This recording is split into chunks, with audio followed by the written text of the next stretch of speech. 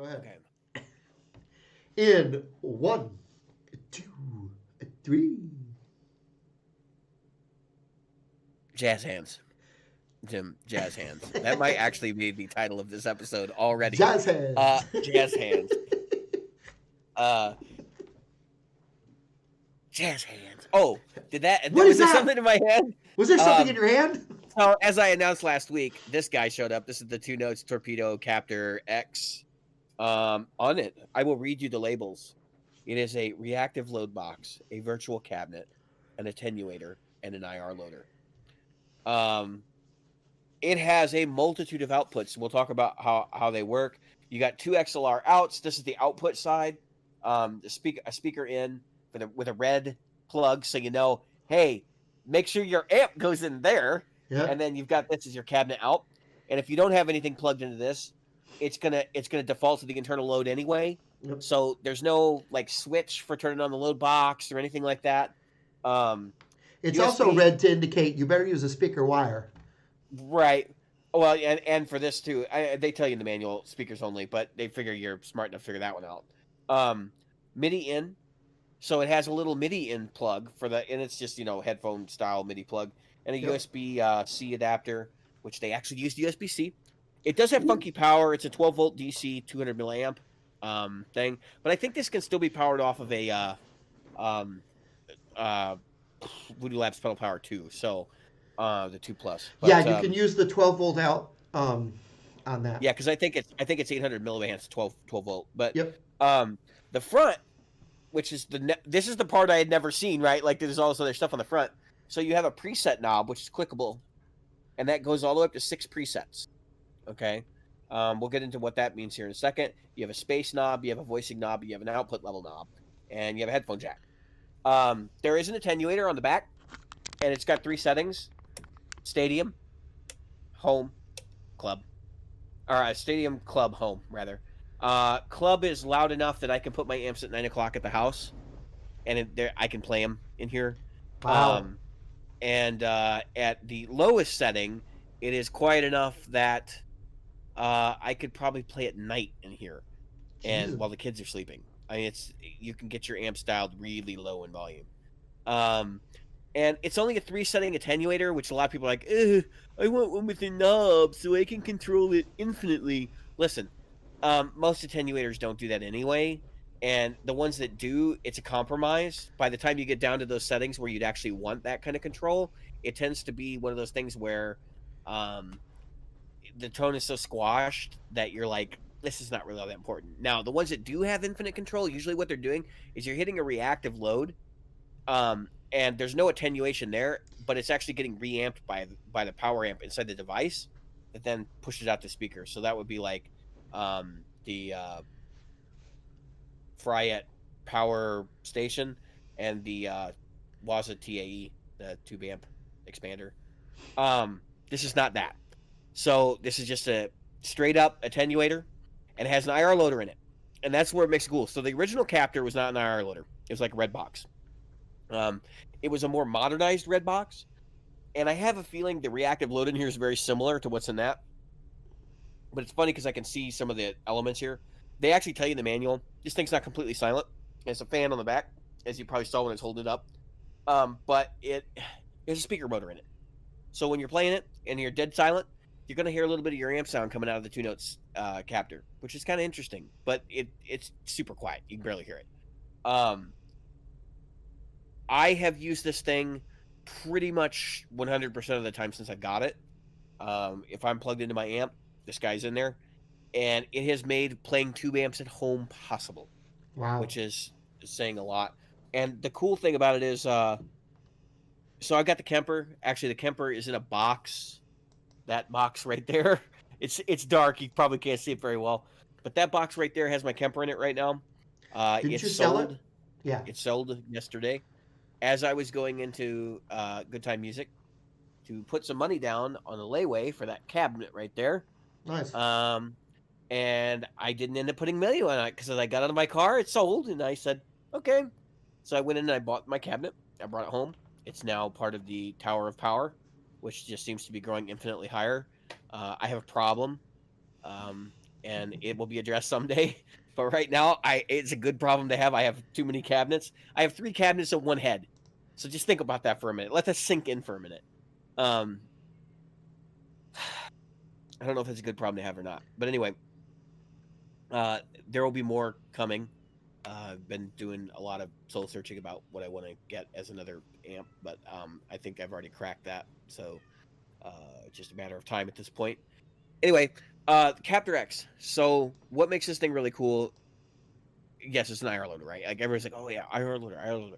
Listen, IRs are only tip of the iceberg because this thing has its own virtual cabinets, which are basically IRs, but they're in a format where you can actually switch microphones and you can change the placement of the microphone and you can change the volume level. There is built-in reverb in this guy, and it's studio quality reverb. It's good stuff. And there's like there's Studio A and Studio B, and I don't know exactly what studios they're based on, but I've seen pictures and I'm like, I know that studio, I just don't know the name of it. And there's hall reverb, plate reverb, you name it. I think there's 6 presets for different styles of reverb, and then of course the adjustment parameters for each.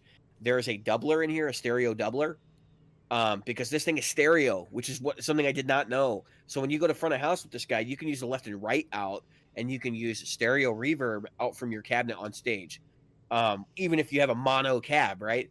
And you can use the doubler, and you can have like a realistic double tracking effect, which sounds very, very good. Trying to think what else is in here. There's an exciter, which is like it is they call it an enhancer, I think, and it has like a bass enhancement and a mid-range enhancement, which is like mid-range compression and a little bit of EQing.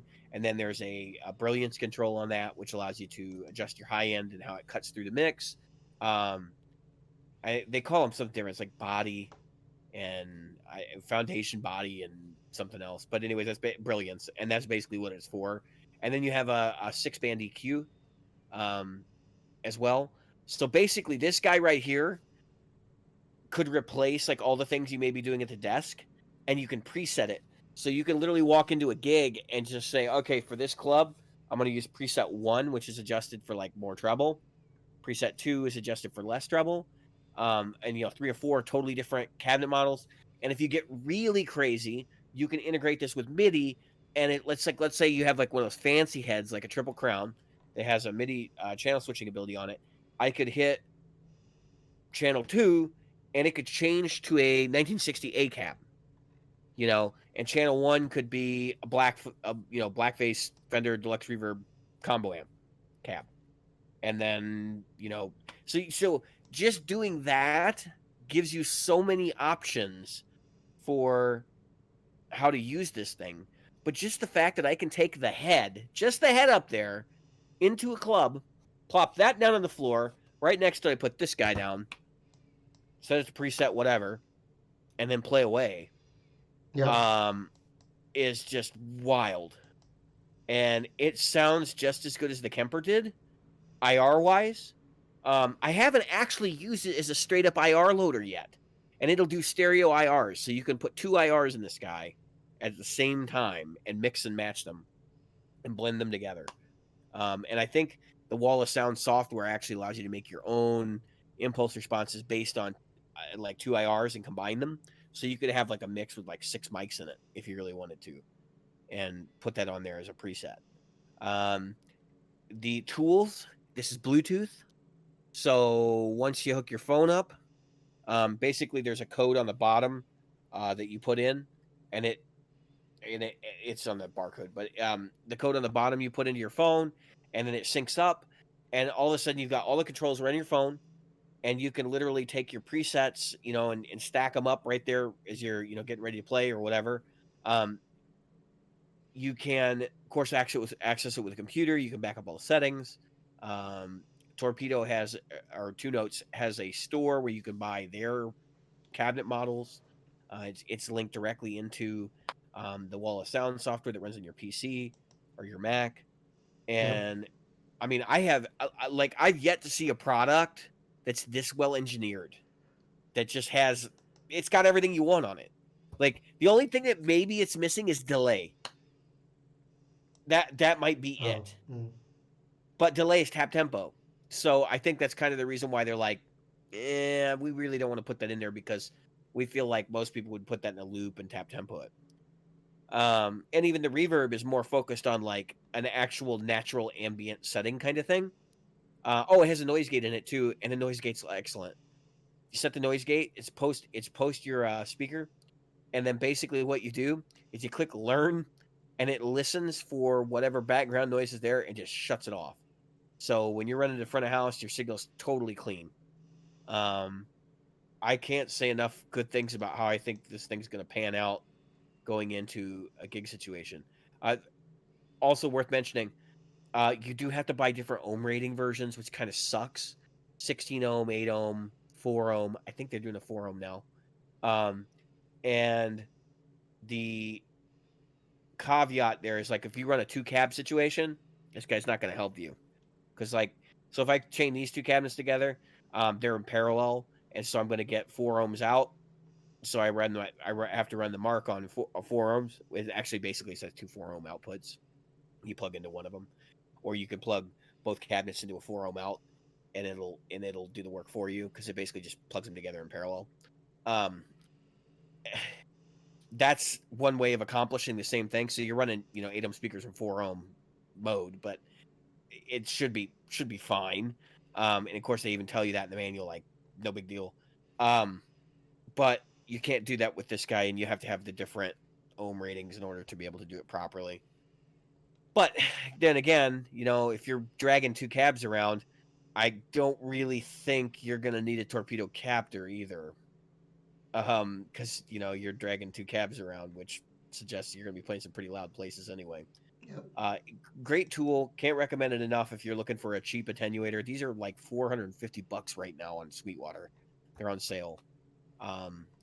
And I'm sure the Cab M, which is the pedal board equivalent, is like more of the same kind of, same philosophy and design principles. That thing is a Swiss Army knife, the Cab M, and I was I looking plan at on picking one of those up too. the Cab M. So, yeah. The Cab M can actually take, so like you can plug that between your head and your speaker cabinet, and it'll actually take that signal. Or you can plug pedals into it and it'll do that too. I was looking at that and I was like, you're kidding. I can run a speaker cable through it or like a regular 1/4 inch like instrument cable. And I'm like, yeah, no problem. Like, who designed this product? It sounds like mad science.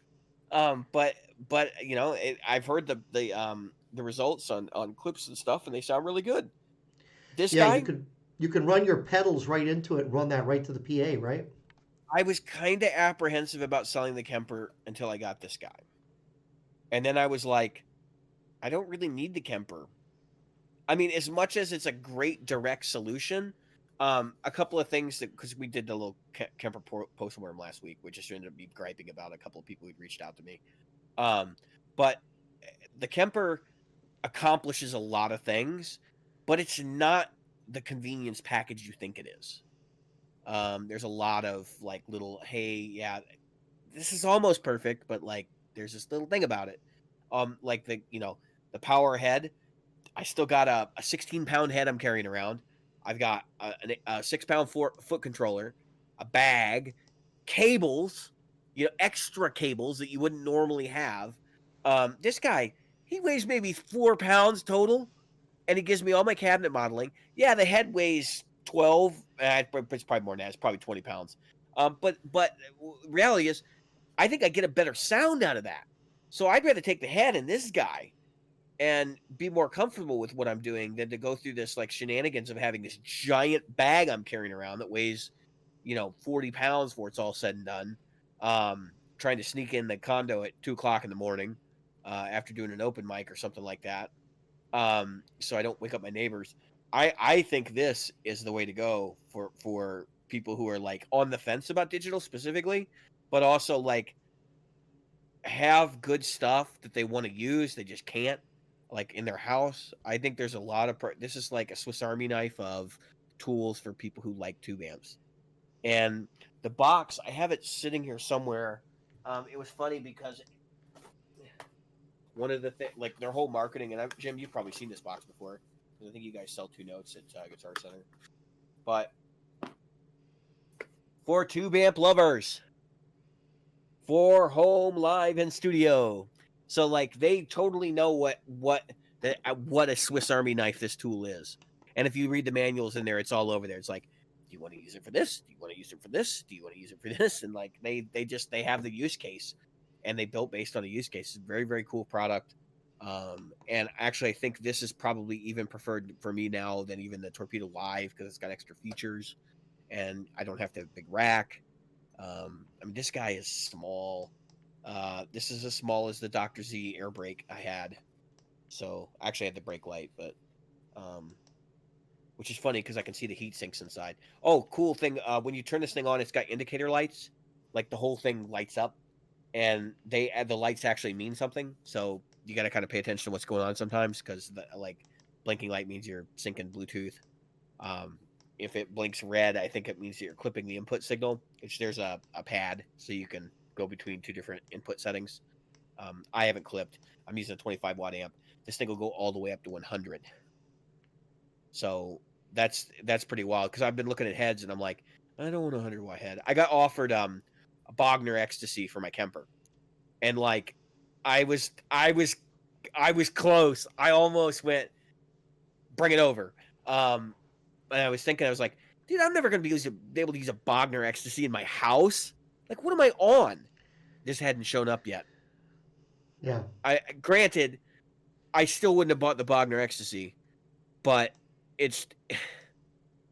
this makes that kind of thing possible. Got a Fender Twin, put it through this, plug it into a pair of studio monitors, and or just attenuate the crap out of it. Well, and it suddenly becomes usable. My Marshall. Yeah. I mean, that's a perfect example.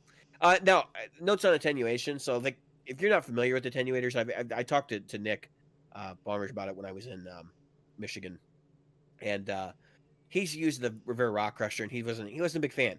He said, it changes the tone, and while I agree with him, like as a tool for being able to play at sensible volumes, 95% of the time at home, I think I'll put up with the tone change. It definitely does. It changes the highs. It changes the lows. Part of it's the Fletcher-Munson curve, like equal loudness. We've talked about that on the show before. When things are turned up, your treble is exaggerated, and your bass tends to be a bit exaggerated as well at low volumes. So it just you're going to have to make adjustments when you go from quiet to loud. And the other thing is like the quality of the reactive load matters a lot. They're not all created equal. You have to try them out, find the one that feels best to you. One of the things that the problem with the aux that people have said over the years is like the reactive load in there is not that great. And I think that has a lot to do with the fact that the reactive load in the aux is built to play like a deluxe reverb in the same kind of speaker interaction and transformer. I think this is more middle of the road. I think they looked for like what are the basic characteristics and tried to enhance it to feel like what people would want it to feel like, instead of trying to be like, no, we're going to be just like a deluxe reverb. And my understanding is the aux can actually change its input settings for that. So, but if your presets are all set on the stock, feel, then it's going to feel like a deluxe reverb, right? So that's just things to keep in mind. Yeah. So the Cab M, that you can just take your pedals, plug right into that, can't you? And then go from that right into your PA, your DI. Yes. Or you can plug an amp into the Cab M and run that straight out. The only difference is it's not a load box or attenuator in any way. So it's going to just pass signal through it. Right. And obviously when you want to do that, the Cab M will basically, put out a clean signal, but so the way it works is like amp head goes in, and then on the same side, there's an output for running your cab, and that's where the load goes. Yep. But the signal gets shunted and like adjusted so that it can be line level and go out to the PA. So it's a direct box, but it's like a great direct box that offers cabinet emulation. Right. And that way you can send the cabinet emulation to the front of house while you use your regular cabinet on there. And they could even mic it and put the two together or whatever. Yeah, a lot of people do that. I mean, I think it's more trouble than it's worth, especially with the amount of control that these boxes offer. Yep. I mean, I can literally, like, I'll be the first to tell you, having an IR is not the same as having a cab in the room. Yep. Especially even like the Kemper product, like it sounds good, especially if you're running into a cab. Like it can sound just like an amp. But the problem is that when you're running direct out, it's never going to sound like an amp because you're modeling a speaker and a microphone, No, I was just and a wondering, cabinet. like if you wanted to do a live gig, you could take that cab M, run that as your Sure, if it's. you're going to a PA I think the M in cab M stands for cabinet monitor. monitor. Yeah, Yeah, like I'm not really sure, but I not think that's. modeler. It Yeah, I might don't think be. that's. I mean, it might be, but I think that Oh, there's like a little double entente there, and they are French, so double entente is probably an effective word yeah, for this. yeah. I mean, Um, honestly, like we were talking before the whole thing started, I'm gonna pick up one of those Captor X's that you've got there. Um, I honestly, the only thing that I wish this had that it doesn't have is a loop, because yeah, then you could take your vintage combos, like your 65 Deluxe Reaver, your 67, Silverface Deluxe, with no effects loop, plug it into this guy, and now you got an effects loop. Now, yep, there are products that do this that are not much more money. So, like the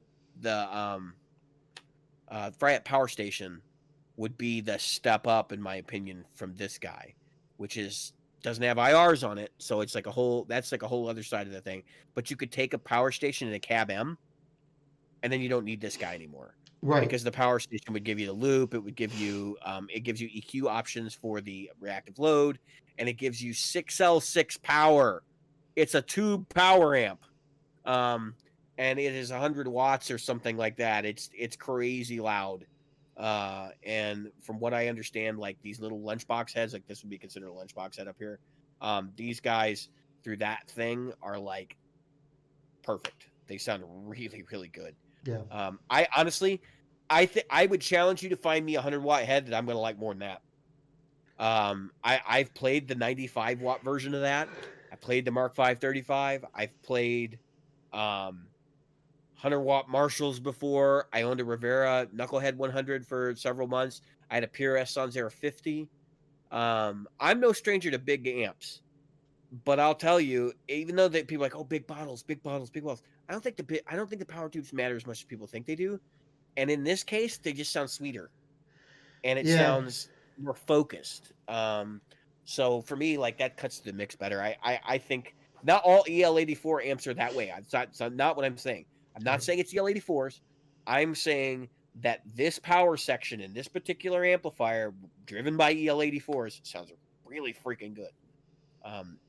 In fact, Jeff of Good Time Music and I have been having back and forth conversations about the 25-watt Mesas for several years now, about that damn power section being so good. And even the Fillmore 25 has got a different power section, and like he likes it. I'm not a big fan. I think it's okay. I would rather have the 50-watt version, but yeah, the 6v6s are just they're a different animal. I believe that's running 6v6s. Yeah, yeah, I've been looking at some of these.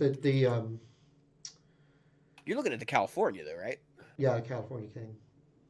The California King. You mean the just the California. Yeah, I know. California Tweed. California Tweed, right? Yeah, Tweed. Yeah. Yeah, it's Tweed. Yeah, I'm looking for the tube complement for the 25-watt. Um, seriously, just show me the tubes. Did, I've I got to gotta get pick it. I've got to with get some PA gear. yeah, Um, 6v6s or 6L6s or no, yeah, they're 6v6s. Yeah. I got to get some PA gear. Um, and this right here is going to be my key to getting a lot of recording done at home. Because, as you know, microphone placement is such a pain in the ass. It's just Yeah, Jim, and you want to talk about that for a minute? So, like, a lot of people don't understand that whole thing, yeah. So and that's why I contacted you this week, right? And I yeah, said, hey, listen, where the hell do I get my microphone to get some more highs? you are Because not the first person to ask me this question. yeah, and I was trying like heck. Excuse me, I haven't gotten a lot of sleep. I I was trying like heck to get the microphone in the right spot to get a sweet spot to get what I hear. The hardest thing I don't think a lot of people appreciate how hard it really is to get your room sound in even one or two microphones. Because I tried a room mic and a close up mic. I tried to get them, because I could get them in phase, but I just wasn't getting the raw energy of the room that I really needed to be able to go, okay, that is what I hear. That's what I want to be in the recording. Because, for the listeners who don't know, we're recording a new theme song. And Yeah, we're going so to be doing it very, very soon. Yeah, so I've been working on some stuff. I got some ideas. So do I. And I'm trying to bounce them off myself. And I'd love to be able to send them to you. But what I hear is this, and what I'm hearing is, All right, so what Jim described to me a situation was, so there's you'll hear some terms bandied back and forth when people are talking about how you mic a cab. So on axis, off axis. I want to describe how to close mic a cab, like just straight up explain it to the audience. I usually have a microphone laying on my desk here somewhere, and I don't appear to, but I have this guy, which is like a pop filter for a microphone, right? This goes for a little iPhone mic that I have. Pull this. There's like dirt and stuff on here, but anyway. So picture my hand being the speaker, right? And this is the front of the microphone. So this would be I'm singing into this right now. Yep. So basically, what we would be doing, this is your speaker. You're going to take the microphone and you're going to place it directly at the speaker, the grill of the speaker cloth, right? You want to back up just a hair. You don't actually want to touch the speaker cloth because it's going to vibrate, right? Yeah. It's going to vibrate and it's going to vibrate the microphone. Brushing sound. Yeah, it can, but actually over time it can damage the microphone, just because of the vibration. And I mean, that can take 10 years. There are certain microphones, like if you're using a ribbon mic, I have zero experience recording with ribbon mics. They're expensive. It's easy to damage them. I don't think they really have that much of a place in a home project studio. Because they're very sensitive. Very sensitive in the sense that, like, you can break them easily.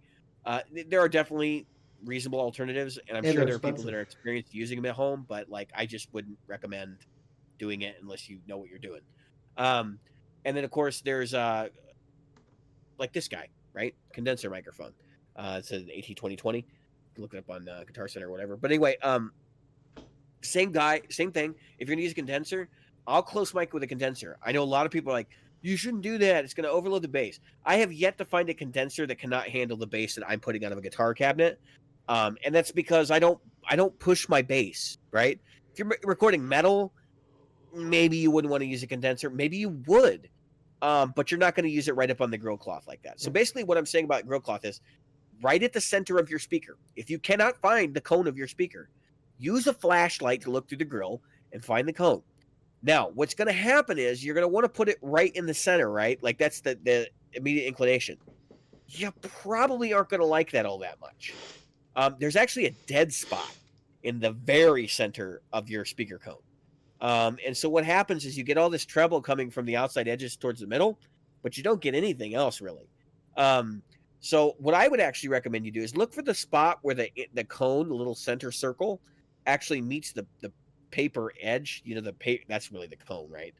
That's the dust cap is what we're talking about, the cone in the middle. You want to find where the dust cap ends and the cone begins, and you actually want to start with your microphone right there. Yep. And in general, what I found works for me is about an inch, about the width of my thumb from the cone and the dust cap. I want the microphone to be an inch in. And then you'll see in a lot of modelers, they go 1 inch, 2 inch, 3 inch, 4 inch, 5 inch, 6 inch, which would be the extreme edge of the cone.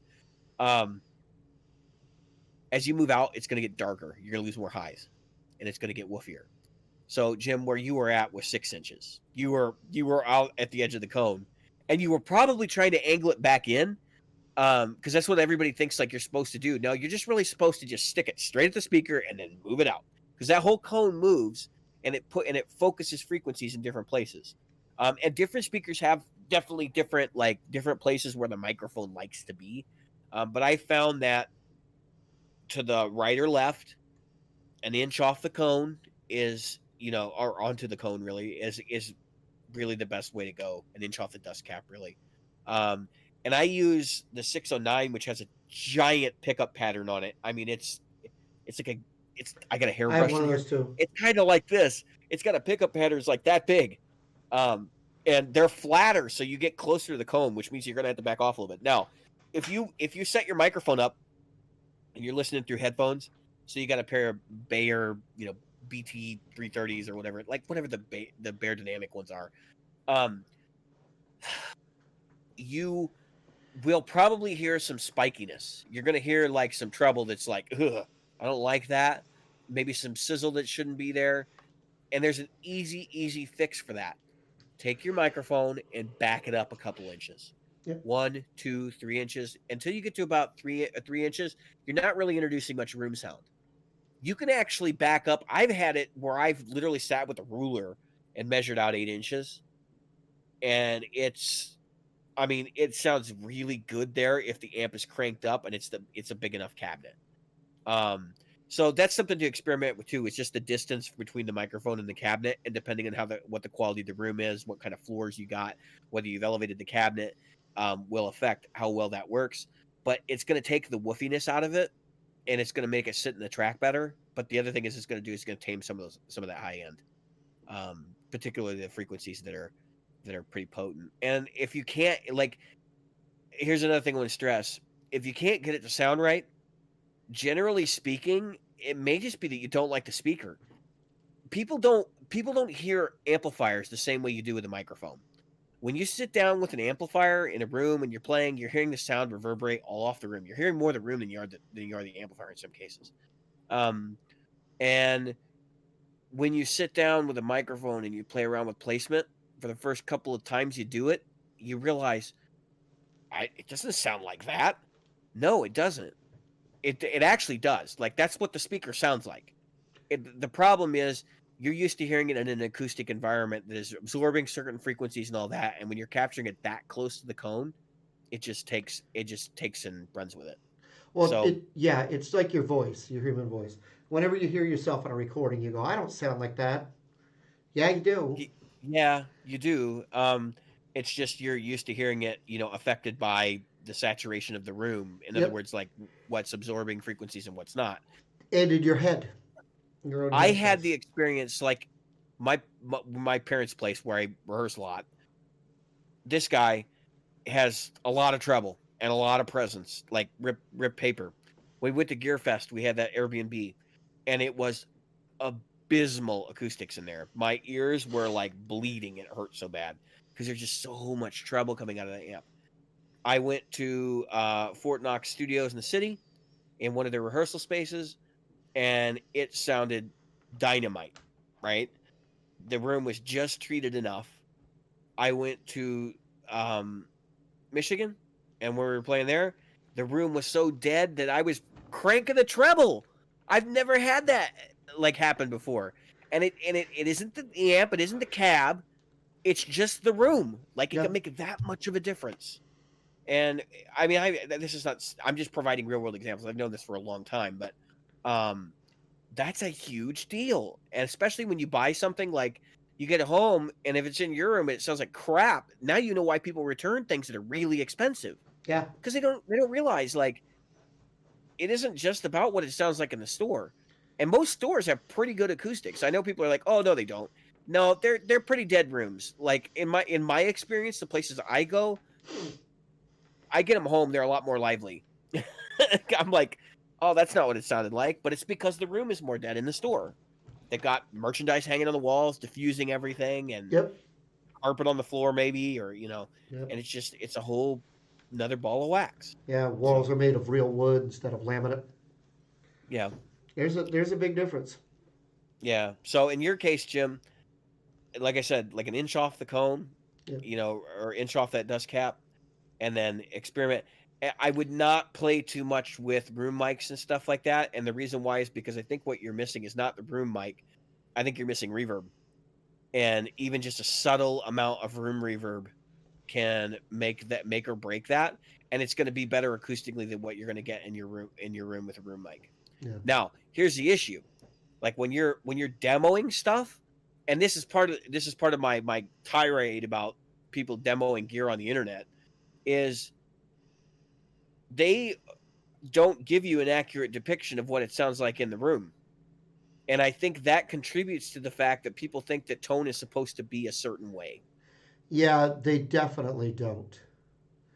When you go and watch, not that they don't do a good job, it's just that, like, okay, let's go to Anderton's for example, because they demo just about anything, right? So Anderton's get something and they throw it up on their table and they start a demo. When Pete Honore is playing, those room mics are off, not just mixed in. They are off. Well, they even wear lavs. I mean, you're not getting any of the room sound. And I have a feeling those rooms are treated too. Oh yeah. But it's just such a pain in the butt to capture room sound and make it sound natural and right.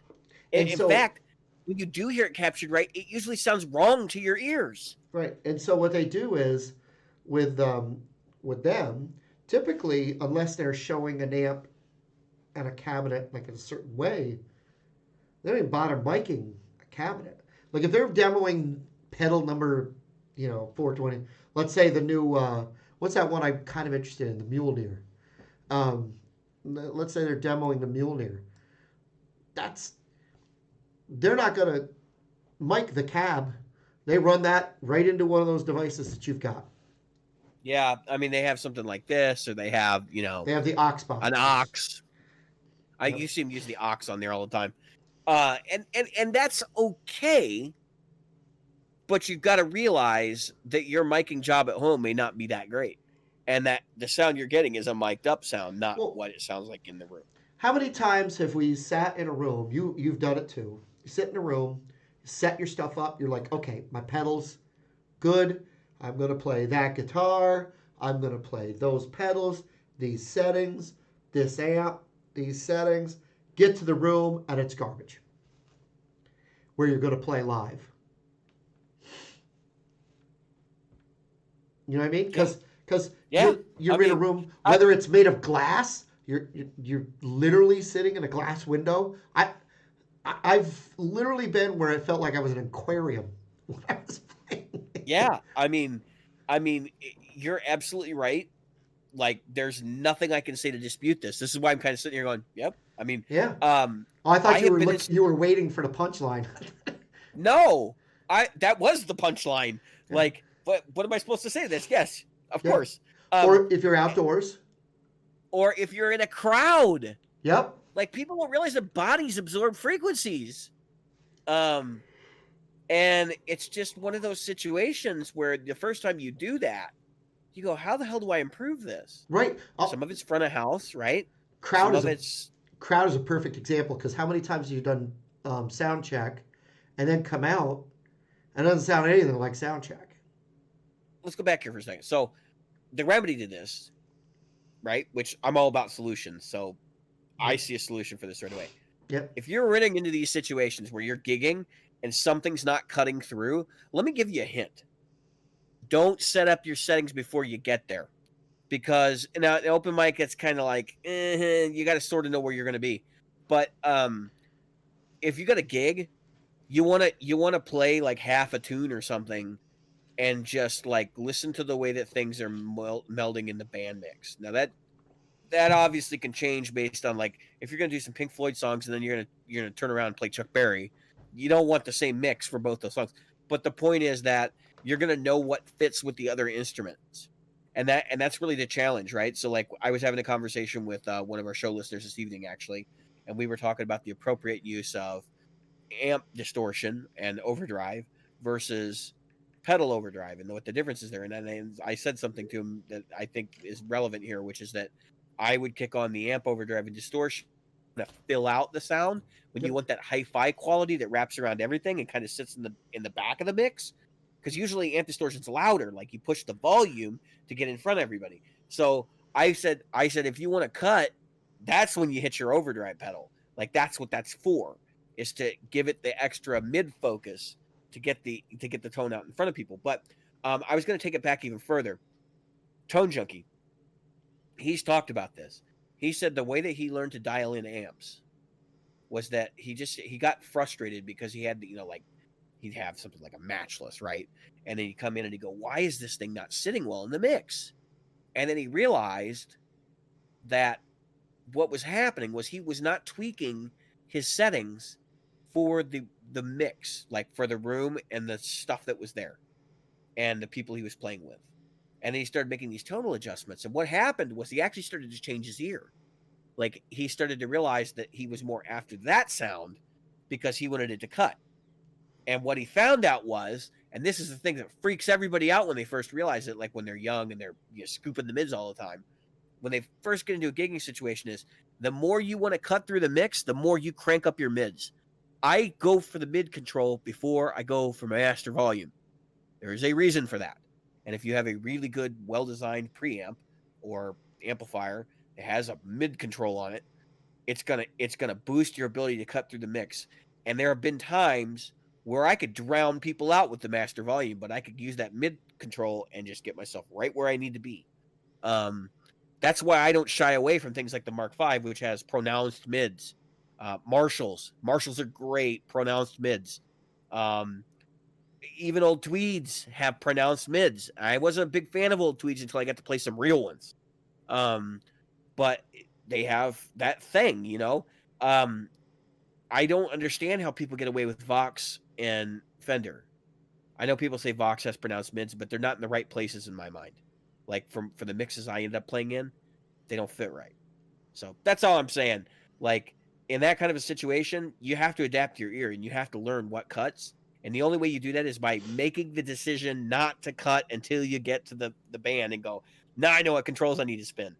Or you make tweaks and then you make notes afterwards. You get off stage, you look at your knobs and you go, this is how you had it set. Or nowadays you can just take a picture, right? And then go home and go, why did I have it set this way? And start asking yourself the hard questions and start playing it in your home environment to get your ear changed. It's an interesting concept. Oh yeah, that's why it's a good idea to have settings for, like, if you play certain clubs, certain gigs more often than others, you should get where you know your settings. It's a good starting place. It will never always be the same. You don't know if they've added carpeting. There's more people or less people. Where they're standing in the room compared to where you're pointing your stuff. All that stuff matters. All of it. I did a sound check once. Let me throw this up there. I did a sound check once in a very large place, and we're on stage and doing our thing, and I'm like, wow, it sounds awfully boomy and awful. And this is probably a, I don't know, 8,000, 10,000 seat thing. And it's inside. I said, wow, this is horrendous. And the sound guy goes, no, this is good. This is good. And I don't know what it is that he's doing over there in his headphones, but he's doing something, right? And when we get on stage, though, it sounded great. It lost it all. And that boominess, all that stuff that I had was because I don't have 6,000 people sitting in a seat yet. And there's going to be more as they get up, because we're the opening band. They're going out to get beers. They're coming in and out. Right. But I'm just saying that he had it right. He knew exactly what to and what not to. This stuff is a science, folks. It's been planned out by people that are much smarter than any one of us. You know what I mean? Well, you go through these situations, especially in like local bars and clubs, right, where they're not designed for acoustics. When you walk into a place like that, if you've done this enough, you have a feel for what to do. And you can kind of make guesses. But if you're not that experienced yet, I would just adjust from the stage, maybe play the first song, especially in like an open mic situation, then make adjustments. Yep. Just plan for the first song to be sort of throwaway. Yep. So if you got one that's more flashy and doesn't have to sound as good, like that's where I would be like, that's the song I'm going to play first, and then the next song will be the one where I have to be able to do the high and low thing and cut the mix and And um, find a song where you can use most of, if not all of your effects and the things you're going to do that night. Because again, you get to that one pedal, you'll hit it and you'll go, what the can happen to my tone? yeah, and your pedals will make especially things like modulation will make a drastic difference on EQ in the room. And I have had like a chorus where I'll kick it on and all of a sudden my tone just disappears. And Yep. I'm like, what the hell? I like there's no volume drop. Yep. The tone knob is set pretty neutrally. Like, what the hell is going on here? And it's just because the phasing of the room and how fast your guitar signal, because like your guitar's bouncing off a wall or something coming back at you, and it just disappears. Yeah, I Um, literally had that happen last week.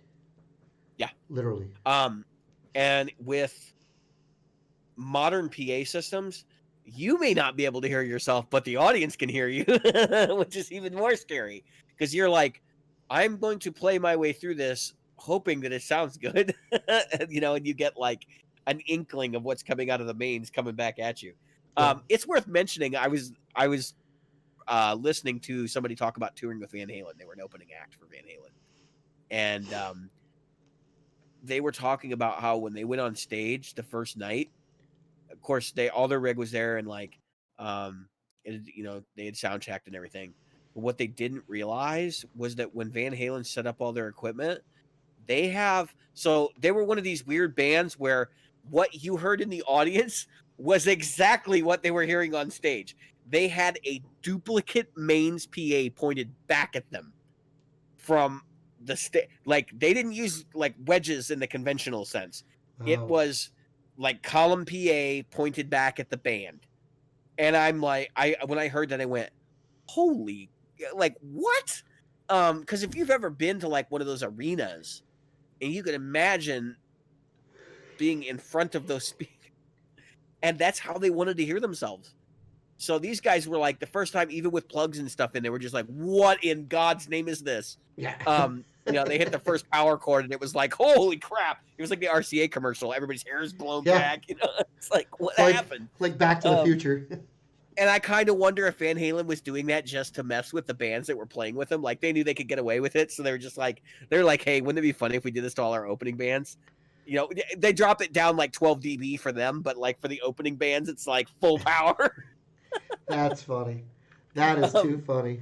Yeah, that sounds like Well, something they would do too, and by the way. depending on where you are in the opening stint, like a lot of times bands, depending on the band and depending on the tour, sometimes there will be one or two local gigs. So you'll have like um, uh, possibly a comedian or a solo act, then like a local thing, and then the touring opening act, and then of course the big guys.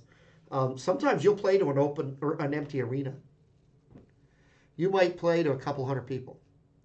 I Right. mean, even in a huge place, because um, they uh, they just want you to warm the place up. Most of the people are out still buying T-shirts, getting checked through security, getting beer, Yeah, sodas. you're just like the Yeah, the B roll, that's if right. you will, that's like supposed to be running when you come in the room.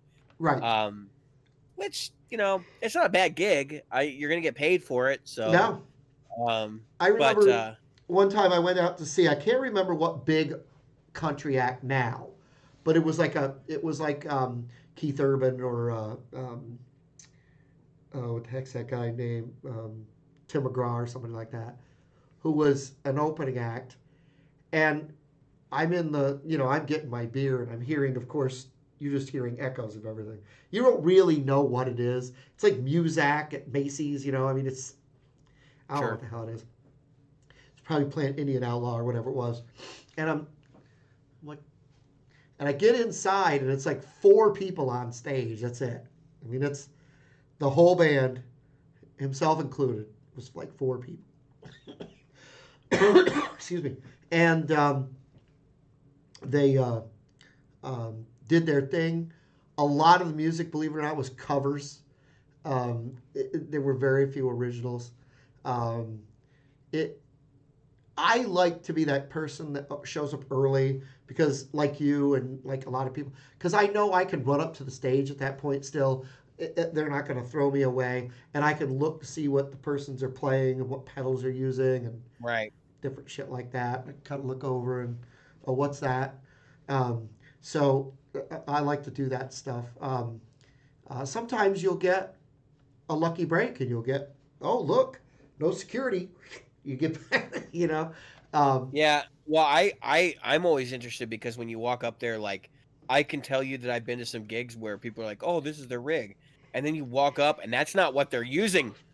Like yeah, it's not even close. no. You know. And another thing to consider, especially if you're an opening act, is where you're going to be. Because when you think about the fact that, let's say you're the local opener, and then there's a national opener, and then there's the big band. Right. Well, there's your gear parked in front of their gear, Their parked gear. in front of their gear, Right. and you've got about this much stage. Yeah. Yeah. You usually have about 8 inches to stand, and then like another 4 inches to put your amp. You Yeah, know. yeah, literally. I mean, and of course, most of the time they've got dark like sheets pulled over them so that this, and you don't get a light show really. You get like a spot that's directly Yeah. down so that people It might can't be. see. It might have a color tint to it. You know. Yeah, I don't know. I actually want to be one of those guys that's like, no, just leave the lights off. Like, we're just gonna play. yeah, Like, I don't need any lights. Um, but yeah, no, dude. Like, those are cool stairs. We have other topics tonight. I know we do. we do, Um, we let's, do. let's start off by talking about that specific guitar player in the CTA, Um, CTA. Chicago Transit Authority. Oh yeah, so Terry Kath. Yeah. So, I went down the rabbit hole like Monday or Tuesday this week, and I was looking for something to listen to. Now, I just want to foreshadow this with the people that don't know that David lives in Chicago. So we might be talking Chicago about fan. Chicago Transit Authority, which then became the band Chicago. They started Yes. out as Chicago Transit Authority. Actually And started out as another band, but I forget what the name was. they did. It It was was like the Renegades or something yeah, like that. some ridiculous thing. What's funny is, so I want to give a little background of one of the things. I was watching one of those background things on Chicago before you get going, and Yeah. the keyboard player or the horn section leader or whatever was talking about how they got thrown out of a lot of clubs because they were told play covers. We want covers. Now of all bands, yeah, we're talking about the same band that went hard to say I'm sorry, Yeah. or okay, this very band was drug rattled, fusion, progressive, um, bordering on the line of hard rock band that had horns, a Yes. horn section, a 3-part horn section, A quality horn section. very high Like quality. before Earth, Wind, and Fire, like that was the horn section, So,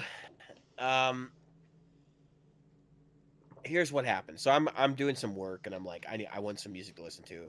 I'm a fan of Chicago. There's Yeah, a lot of guys in I that am band. up until For that. anybody who's seen that movie, Clear History, there's a lot of guys in that band.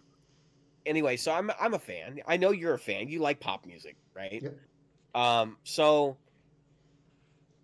I have watched some of the footage I'd seen before of Terry Kath. Like I already knew he's a monster of a player. Yep. Just listen to 2564. Just listen to the solo, Oh, and just realize that that's like 1971. And that the only other competition that guy would have been facing guitar wise in terms of like skill, agility, creativeness would have been like Jimi Hendrix. Okay. yeah. Now I want to put something else in perspective because I know what hole you're going down. I want to put the rest of the band in perspective. So, folks, when you think about what Terry Kath is working within, okay, he's not just a guitar player with a bass player, or a guitar player with another guitar player, or a guitar player with a keyboard player. Okay, he's got keys, vocals, bass, but he's also got a 3-part horn section. These guys Which is a are challenge. loud. They are loud on stage. That band was extremely loud. And the other side of it is you've only got like this much sonic space. I played because we talked about this week, we talked about 25 or 624. So I sat down and I played it this weekend. Matter of fact, it was last night. Um, Holy crap. I was working the bass part out. I was working with, let me tell you something. I always thought, because, I kind of looked at it in a superficial way. What the heck's the That guy? arrangement is wild. Holy crap! I'm thinking the bass part is just do do do do do. No.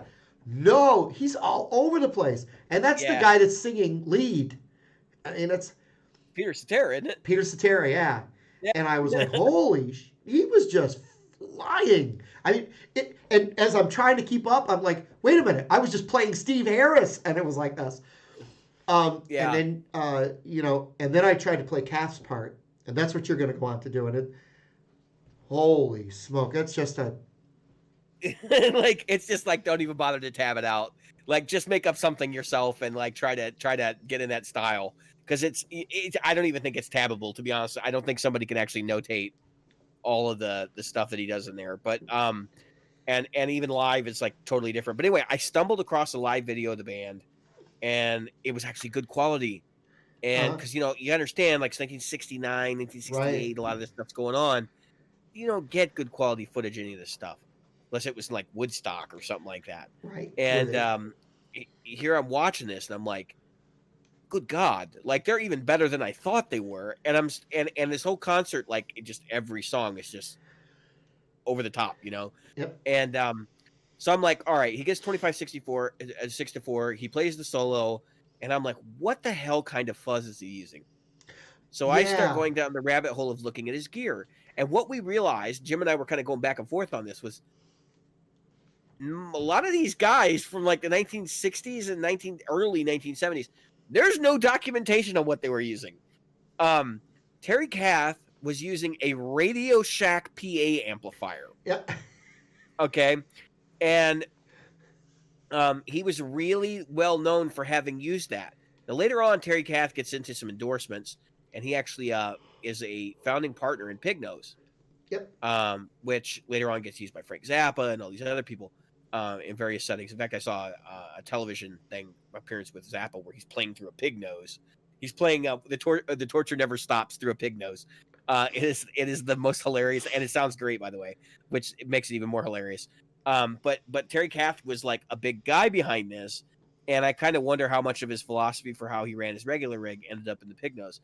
But what was crazy was, I'm like, all right, I'll bite. What is this PA head? Like, what is going on with this thing? So I started digging around, and I came across a forum post where somebody says, I have Terry Kath's PA head, or one of his PA heads, that he used to use to amplify his guitar.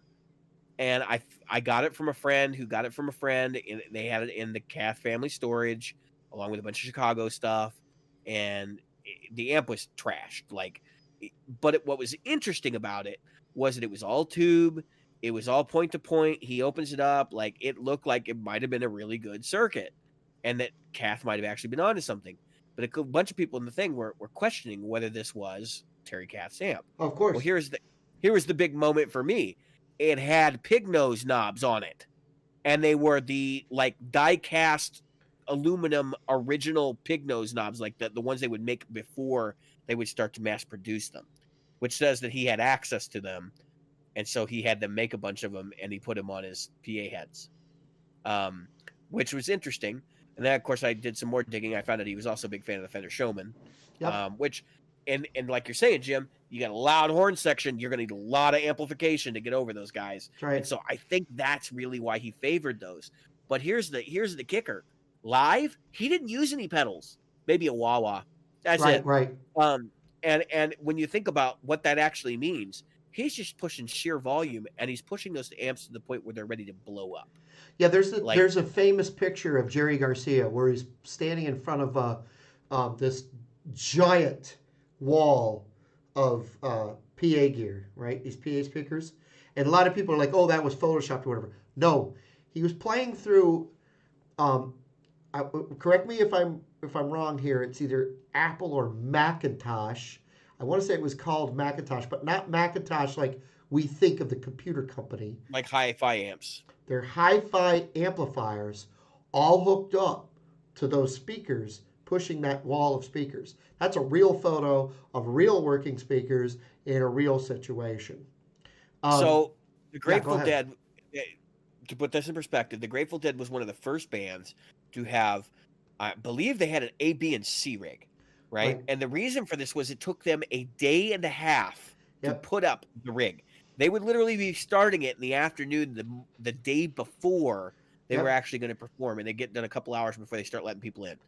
And um, so when you think about what this means, they had and at the time they had the loudest PA, but Yep. they also had what was considered to be the most neutral PA on the planet. And that was because those guys were way about fidelity. They Yep. wanted it to be like the perfect sound experience for all the people that were doing a lot of acid to watch the Grateful Dead. Yeah. And Which they is had hilarious, but Yeah, it's um, funny because they have a really cool clean sound. When you listen to I'm not a Deadhead, but there's a lot of good Dead music. I mean, and um, you I mean, take I've covered Dead stuff now. I mean, I yeah, can't complain.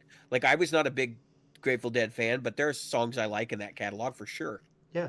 But what I'm saying is, so when I started playing, I've told people that I said, look, I use a modded system, and they said, no, blah blah blah. And then it was when you mentioned the Radio Shack. I was like, wait a minute, that's right. We used to buy.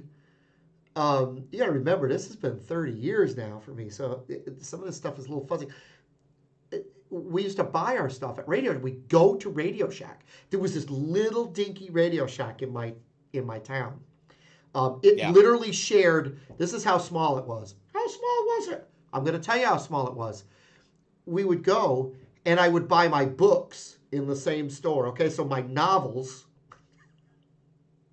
It was a bookstore with a Radio Shack, and it was two guys who had this building, and they rented out, and they rented apartments above it, and they had a Radio Shack on this side and a bookstore on this side, and then they swapped it when the Radio Shack guy needed more room, and we would go in and we would say, okay, yeah, we read about, because you'd get these electronics magazines. Remember magazines? So we go to one side, buy the magazine, then go to the other side and say, yeah, I need this part. I need this, I need this circuit or whatever. And we get circuit boards, or we get power amps, or we pick it. And let me tell you something. I am still shocked to this day that I'm not dead, because there were several times when I was in there, taking something out, putting something in, thinking, um, I should have shocked myself a lot the way that I ran things, because I don't know if I ever grounded anything looking back. I had no idea. Yeah.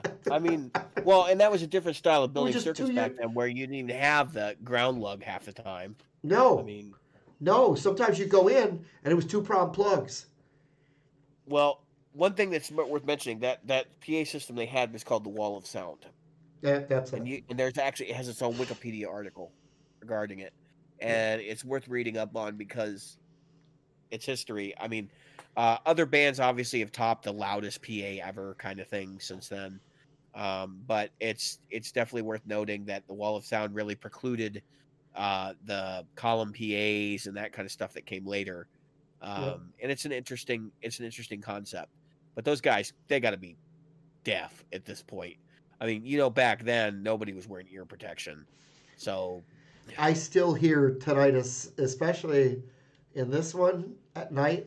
Oh my God, I hear it I have now. tinnitus. I know I have tinnitus. It's low Yeah, level, but I have tinnitus. it's gotten Um, it's gotten worse as I've gotten older, well, because you're it's still sitting in front of amplifiers. I mean, that's I highly recommend one of these guys yeah. and telling your drummer to learn to be quiet. Well, Uh, yeah, and I often play and sing with earplugs in. yeah, Um, and that's the other thing is earplugs. I literally have a pair that I carry with me. but one of the things that I'd kind of forgotten is how we would buy wood, and we would build a cabinet. I mean, that was our first PA. Was you bought wood, You bought a cabinet. You went to Radio Shack. You bought the speakers. You bought the circuit. You put the darn thing together. It was a kit. I mean, it wasn't Yeah. a kit like you buy kits now. Here's a Les Paul kit. Wouldn't have a PA kit, but here's the stuff. And then to build the stuff, sliders. Yeah. Just everything was knobs. I mean, it just. I Yeah. don't need I no mean, stinking sliders. well, you can get sliding pots now. I mean, you could get Yeah. them back then too, but they were like a specialty item, and Yeah. quite frankly, it meant that you had to cut the chassis so that they would fit, and it just didn't make a whole lot of sense. A lot easier to drill a chassis than just cut holes in it. Oh yeah, Um, we had a guy that had brought some stuff home from the Navy when he got out of Vietnam, and he was using sound powered phones for communication to and from the band. To do pyrotechnics, it was just two pieces of wire from one end to the other. It was just like the old Morse code system. He had yeah, little. where you tapped them together, and that's how you ignite. That's how you ignite it. That's went off. Yeah, there was a lot of scary stuff, but I didn't, I couldn't worry. It's a very first world problem to worry about. What tube do I have in my amp? I was worried about, do I have a tube in my amp? I mean, and I think that's a big difference. We were talking about this part earlier too. Here's Terry Kath, right? And Terry Kath was much like we were. Terry Kath was think about the beginnings of Chicago. Chicago Transit Authority, they're living in Chicago, obviously, right? They're college kids, and I say college kids now, I mean in their 20s. And they had a band, and that was, and they were playing covers at one point, and then they started to play original music. And they wanted to be able to play, and the problem is, when you've got to get loud, you've got to do one of two things. One of three things: earn, steal, or both. And you kind of got to. Sometimes there's a DIY element to it. Look at Hendrix. Yeah. Look at what he did. He couldn't find the left-handed guitar he wanted, so he flipped one upside down. Yeah. And I know right-handed players who, for a while, and I don't know if those doing still the same exist, thing. They were flipping a left-handed guitar upside down. Yeah, that's still a thing. Yeah. And so I don't want to poo-poo the people who are chasing tones and so on and so forth, but it just seems that we forget, and we should, how really good we have it. Yeah, I mean, musically, I'm talking about gear-wise. You look at these guitars, right? I mean, right. Not all these guitars existed when Terry Kath started. Maybe 9 or 10 different instruments that he'd run into at music stores over and over and over. He was a gadget guy, though, apparently, and that was the other thing that was kind of strange. Like, you can't find live videos where I see a bunch of pedals on the floor, but he apparently used a lot of fuzzes and stuff, and was really into playing around with equipment, which kind of led to the development of pig nose. Yep. Which pig nose is pretty much like the pig nose you buy today is basically the pig nose you bought back in like 1978 or whatever when they came out. So that's kind of interesting. And that was an approved design. Like, he used it. That was like, he liked it, and he was okay with it. He wasn't just an investor to make money on that. Like, it was a product that he was planning on using. Yeah. So I don't know what that was exactly intended for. Maybe just mic it up, put it through PA. Yeah. I think there is some magic. People don't. That's another thing. People don't understand this until they've done it. When you mic up a tiny, tiny little speaker, it's the same thing as having a microphone with a giant element. Right. Like a giant microphone. Yeah. Yeah. Because people tend to think that, like, there's a 6.5-inch speaker on this amp. Like, it sounds like crap. Well, yeah, it sounds like crap in the room, but like we said earlier, you put a tiny little microphone on that 6.5-inch speaker, and it's going to blow the doors off the place, because it's just like having a gigantic microphone to pick up. Imagine having like an 8-inch microphone. Yeah. On a 12-inch speaker. Like, that's basically what you're doing. It's pretty wild, because I've done it, and I've been like, whoa, that's not what I expected to hear. You know, there was a big push for pig noses around 2003, 4. I People think were, that was they'd launched a tube amp line or something at that point. yeah, didn't they? Yeah. And I want to say they were owned by Gorilla when they did it, and so they were like Gorilla Groove Tubes, like because Groove Tubes was on. There was something there. I don't know whether like Gorilla was its own thing or like Groove Tubes bought them or what, but it was like some joint venture. And they started building tube amps for a while. Well, I don't know if they yeah, still do it or not. I I don't don't know. think so. I do remember a big push where people started buying. They were like, "Oh, yay, Gorilla!" Or I mean, Pig Nose is going back to what they were, and it was just a little box. I mean, No, that is the pig nose. That is yeah, the pig that's what I'm nose. saying. Like Yeah, that they is. were going back to that where it was just only this big, and it was amazing little amps. Um, Man, they have some weird gear. yeah, Like, let's stop. Let's talk about that for a minute. So, I have heard of people using the little Fender twin reverb mini thing yep. to record records. The Champ has always been popular, which is a 6.5-inch tweed. I think it's a 6.5. It's a tiny tweed, little bitty thing. The smallest amp that Fender's ever made. And then, well, other than the minis, and then like, so there's the Fender tweeds, like the Champs.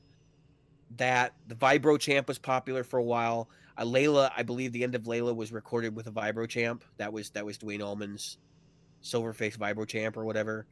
You'd think it was a Princeton, right? Like, oh yeah, everybody used Princeton's. Nope, Vibro Champ. But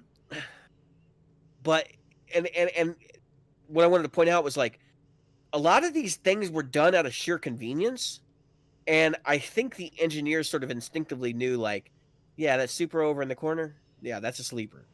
Like that's the amp that makes the microphone sound like it's 10 feet tall, because it literally does make the microphone sound like it's 10 feet tall, especially in an analog format.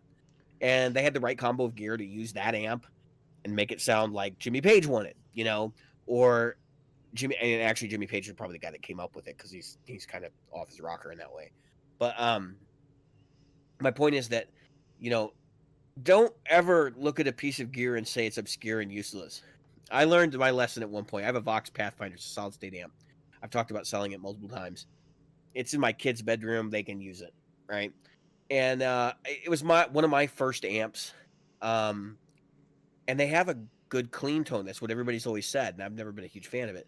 But I was scrolling through YouTube the other day, and I came across a video for the EP booster where the guy was using it. He's like, this is what I bring to the studio now. And it was a freaking Vox Pathfinder. And I'm like, what? And he's like, yeah. He's like, I put it on this channel. And he's like, when I want to hit it hard, I hit the EP booster, and it just comes to life. And he's plays the tone he's getting out of. I'm like, what? Like, that's nuts. And the amp has only got an 8.5-inch speaker, or an 8-inch speaker. Not an 8.5, 8-inch speaker. So it means that he's getting a bit bigger tone because the microphone's bigger. But not only that, like, he's punishing it.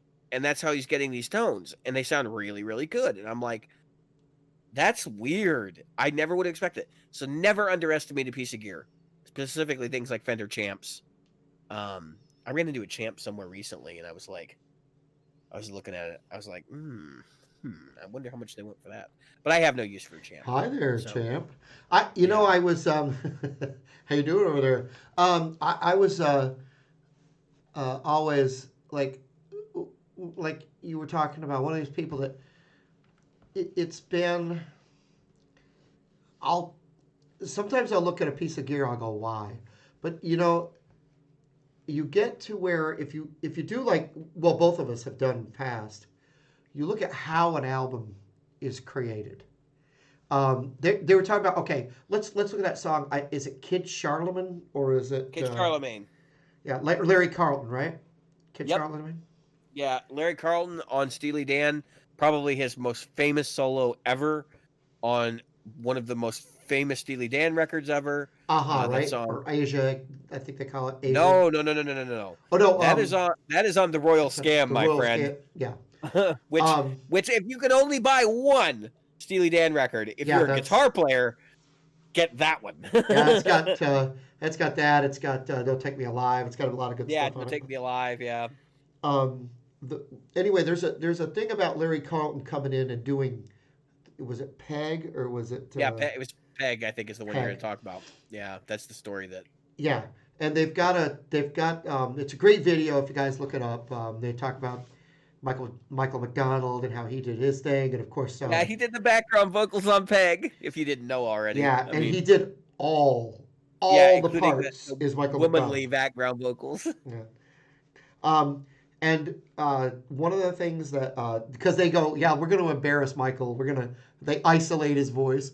You know, "Ah, oh, this movie, oh." Anyway, the they were talking about Larry Collin coming in. I don't think they mention him by name, but they do say that they showed a bunch of different musicians who come in to do it. And so Carlton walks in with an envelope filter. I thought it was a phaser, Or but yeah, phaser, yeah, phaser. phase 90. They Yeah, didn't know what it was called. They called it an envelope filter, and they were like, "Yeah, and they show they show the solo like, soloed, for lack of a better word, and they punch everything else out and they just let you listen to the solo. And what's amazing is, and what gets forgotten a lot of times is those old boards were two preamps, yeah, so he was plugged into his phaser, plugged into the board, and that's the sound you get. Which, yeah. There are two solos that were like that in their yep, career. There was that one and Reeling in the Years. yeah, Um, yeah, because they planned on reamping that, and yep, that's why I don't know if they actually ended up doing it. But they planned it because he was the Fender Champ guy for them. He'd play a 335 into a Fender Champ, yep, and that was sort of his thing with that band. Was a 335 into a Fender Champ. yep, Um, so Kid Charlemagne was the 335 into the Fender Champ, and then he's called Mr. 335. So if you didn't yeah, oh know, yeah, like, but if you're not a Larry Carlton fan, just stop listening. No, yeah, yeah. Just go somewhere else. no, seriously though, if you're not a Larry Carlton fan, go look the guy up. Like at very minimum, look him up on Wikipedia. Look at his list of people, and Yep, then go listen to the Royal Scam, because yeah, that guy did pretty much every solo on that record. I think there were 2 or 3 that weren't him. right. And he is just a monstrous player. And I just thinking about like those sounds coming out of that little champ, like that is the classic example, right? Yeah, That was unlikely. You know, like he shows up to the gig, he's got a phaser in one hand, a champ in the other, and a 335 on his back. yeah. You know, it's like, If you haven't sat down and listened to "Don't Take Me Alive," sit yeah, down with it. There's a lot of great songs, great music that comes from that time frame. But when you mentioned Terry Kath and you mentioned 25 or 64, and of course Saturday in the Park, and does anybody things that know? just like got left by the wayside Does because, anybody really know what time it is and stuff? I'm like, that was that was my heyday of Chicago. I yeah, loved that I think music. when they by 75 or 76 they were starting to make the turn towards pop music. When Terry Kath tragically died, Yeah, which we've 78, talked, yeah, 78 I think. yeah, 78, 78. He had just started recording his own album, or he had just finished his own album. It had been written, right? Yeah, And I think a lot of people have argued, and there's been some information that's come out that's basically said like he was planning to leave Chicago, and that's part of the reason why the band like collapsed right after he left. There was like a 6-month period where they're like, we don't know what the hell we're gonna do. yeah. And it was like, because I think they realized like Terry wasn't gonna stick around anyway, and it was because he was so disenfranchised with the direction of the band. And the funny thing was, instead of like take a long look at themselves and figure out how they honor his memory, they doubled down on the pop music. That's when they And did that was hard for me to not say I'm Terry Kath sorry. thing. And Yeah, that was not Terry. Terry Kath did not want that.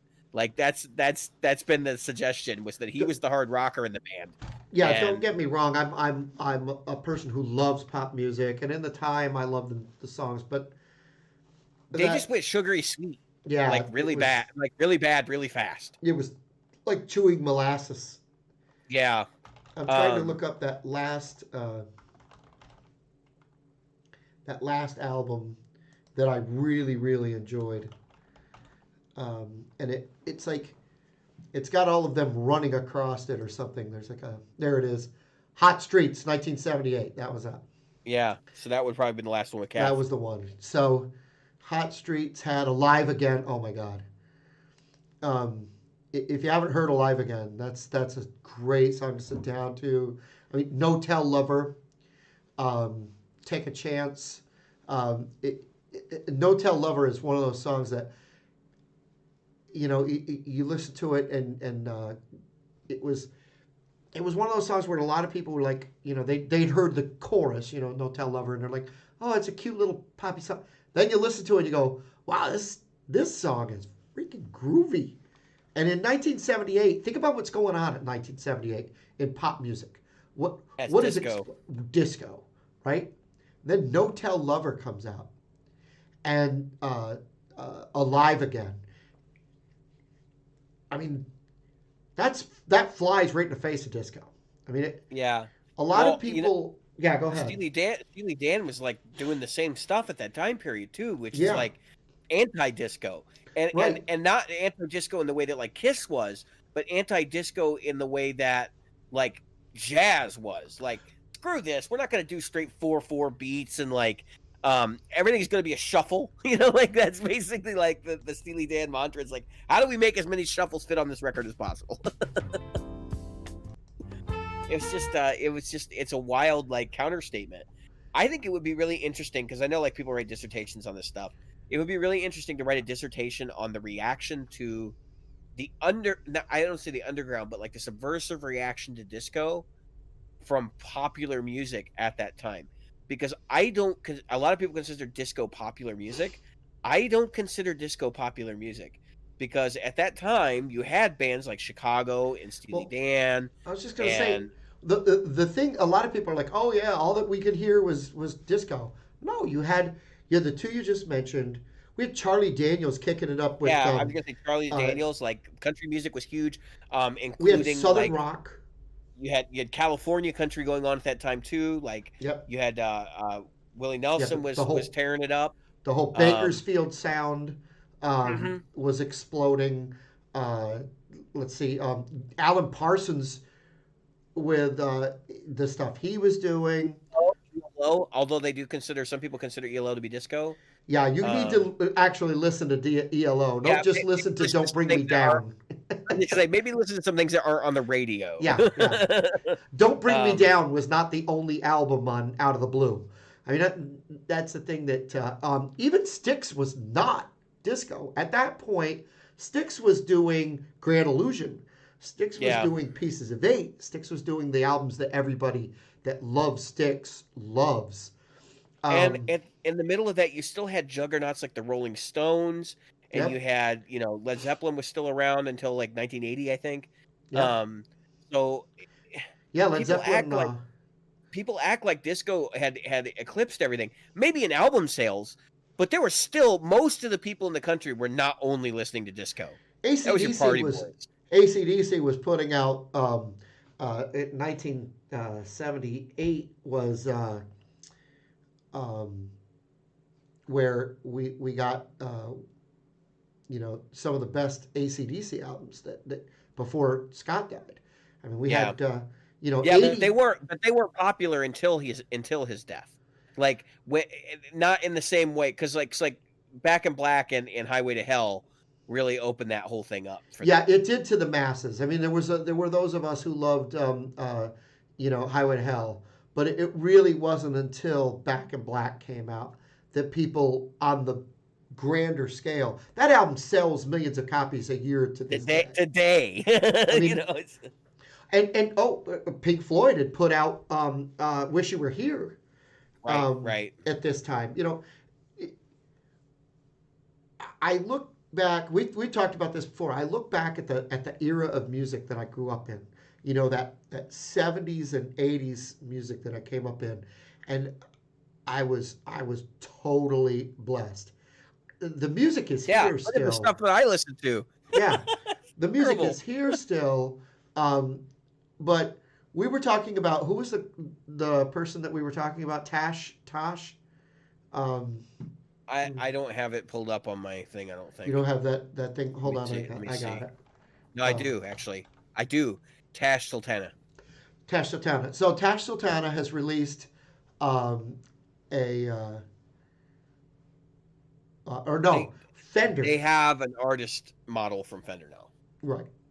And they have this artist model that is well, first of all, if you haven't checked out Tash Sultana, if you like ska and what's the other Reggae. reggae, you're gonna like and you like to use a looper pedal, you're gonna like Yeah, Tash Sultana.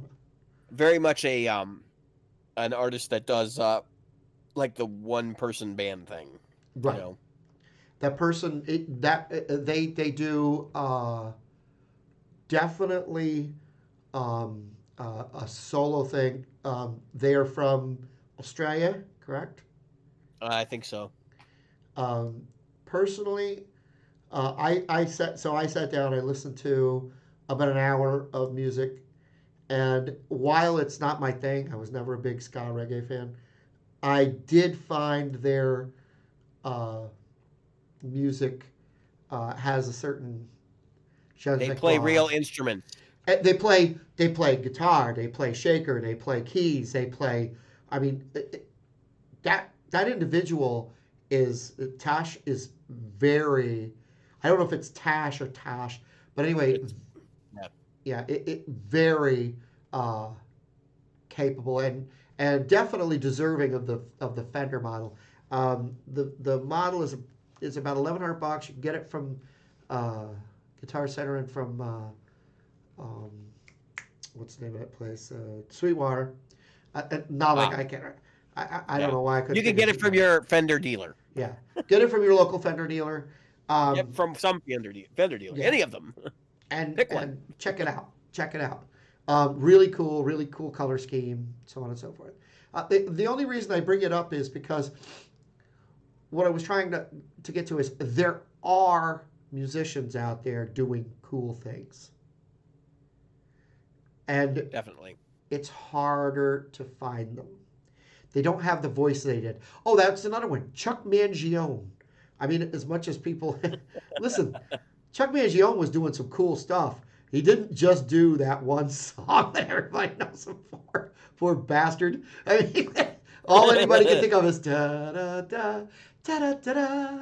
Da, da, da, da. It's like, oh God, I think he's probably sitting there going, oh jeez, what the fuck did I No, he's do? probably sitting there thinking, "Send me the mailbox checks." Yeah, Like I'm sure, because that stuff is still playing in frickin' Macy's anywhere, and you'll yeah. hear it all the time. I mean, he's getting paid. Um, he ain't selling perpetual licenses. Let's put it that way. No. Um, so back up. Yep. So Tash Sultana is somebody who is non-binary. Correct. Um, and this is pointed out to one of our show listeners. We actually didn't know that Nope. until we saw that, which Nope. is We didn't, and I appreciate that. welcome to 2020, right? Yeah. And I wanted to point out something. I've been harping on Fender behind the scenes with Jim for a while because um, Fender made a pledge that at the last NAMM show that they presented at, which was not Winter NAMM, obviously it would have been Summer NAMM. That at the last NAMM show, did we do Winter NAMM this year? I think we did because it was in January. We didn't cancel until after. They canceled the Summer NAMM, and then Right. they canceled Winter NAMM. Right. So now it's Summer NAMM next year, which is probably going to turn into Maybe. Yeah. Winter Winter NAMM Dam. Yeah. 2022. Or 2020. Yeah, 2021. Yeah. Or no, it'll be 2022. It'll be Well, by January. that time, yeah. Yeah. Whatever. Okay.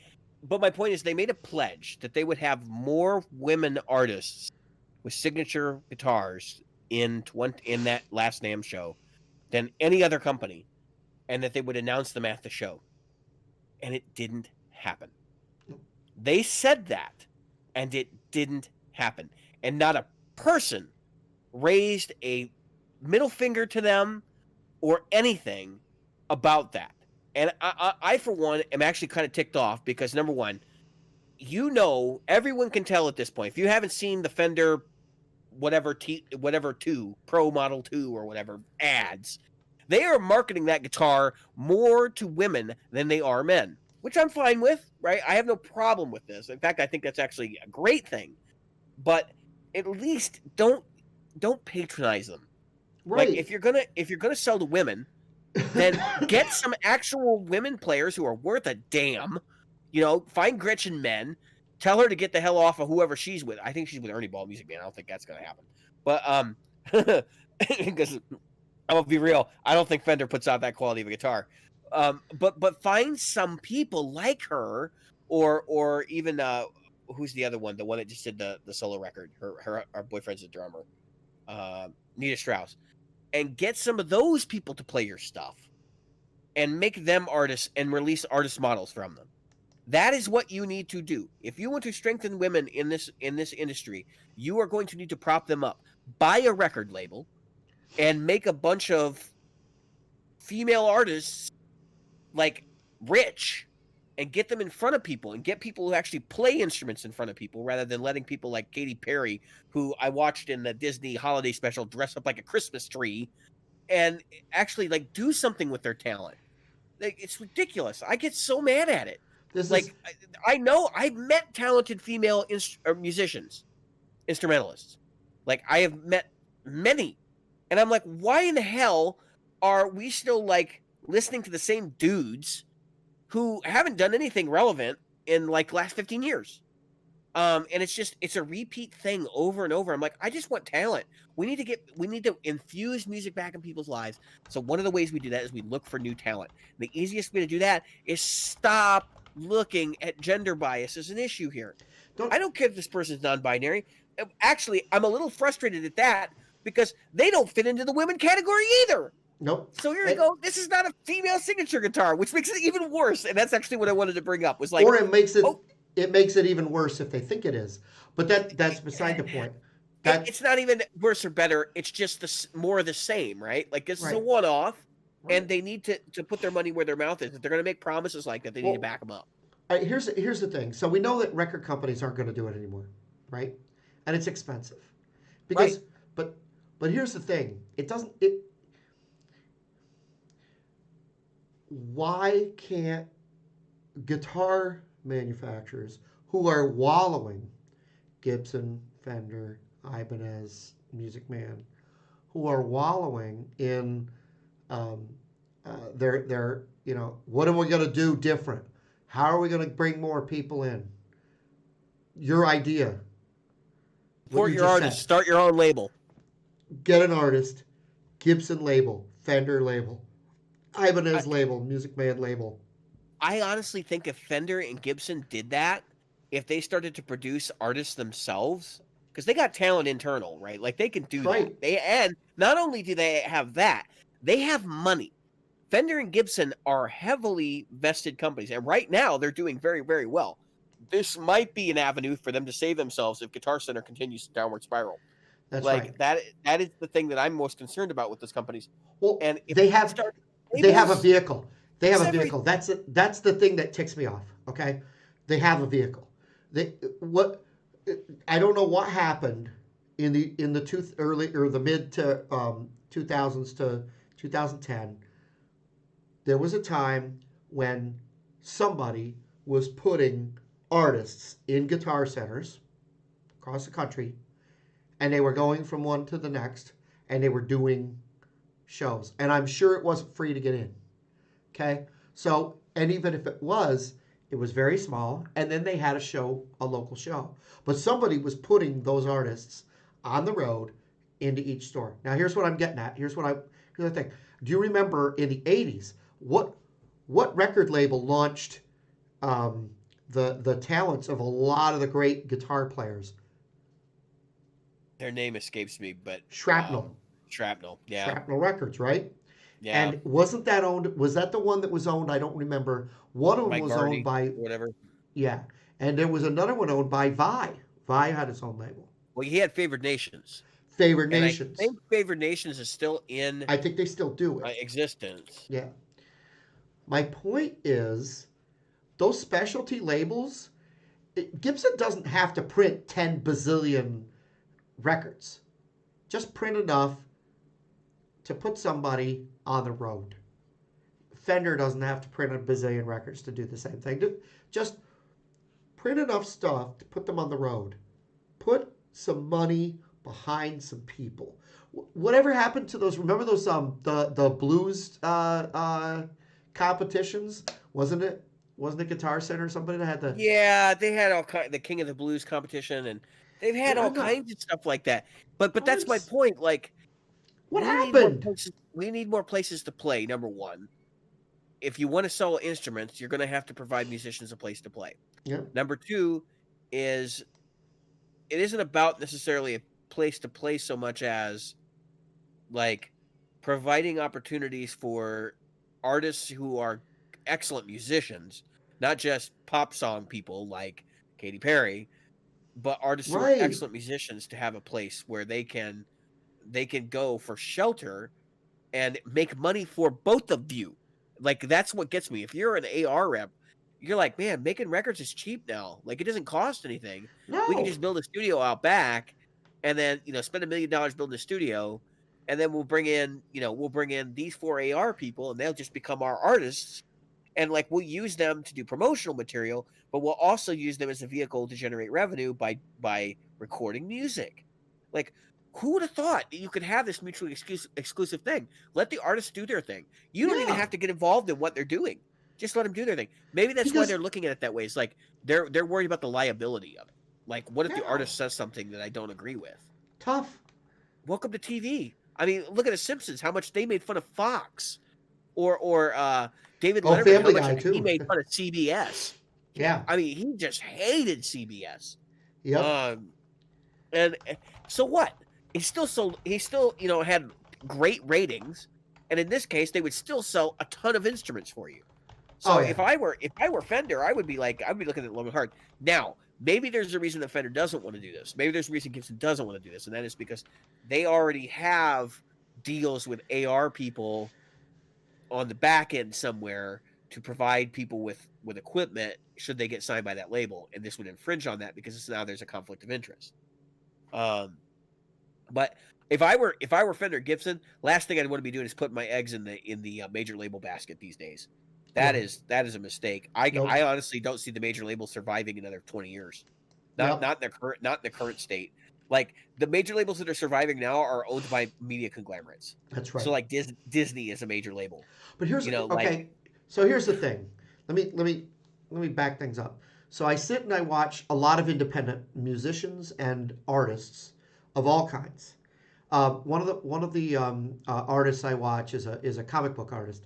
Just released a comic book. Now you're thinking, so what, right? that's a This big freaking deal. artist, this artist released a comic book, and in a 2 hour presentation, okay, somebody most people outside the comic book industry have never heard of, ever.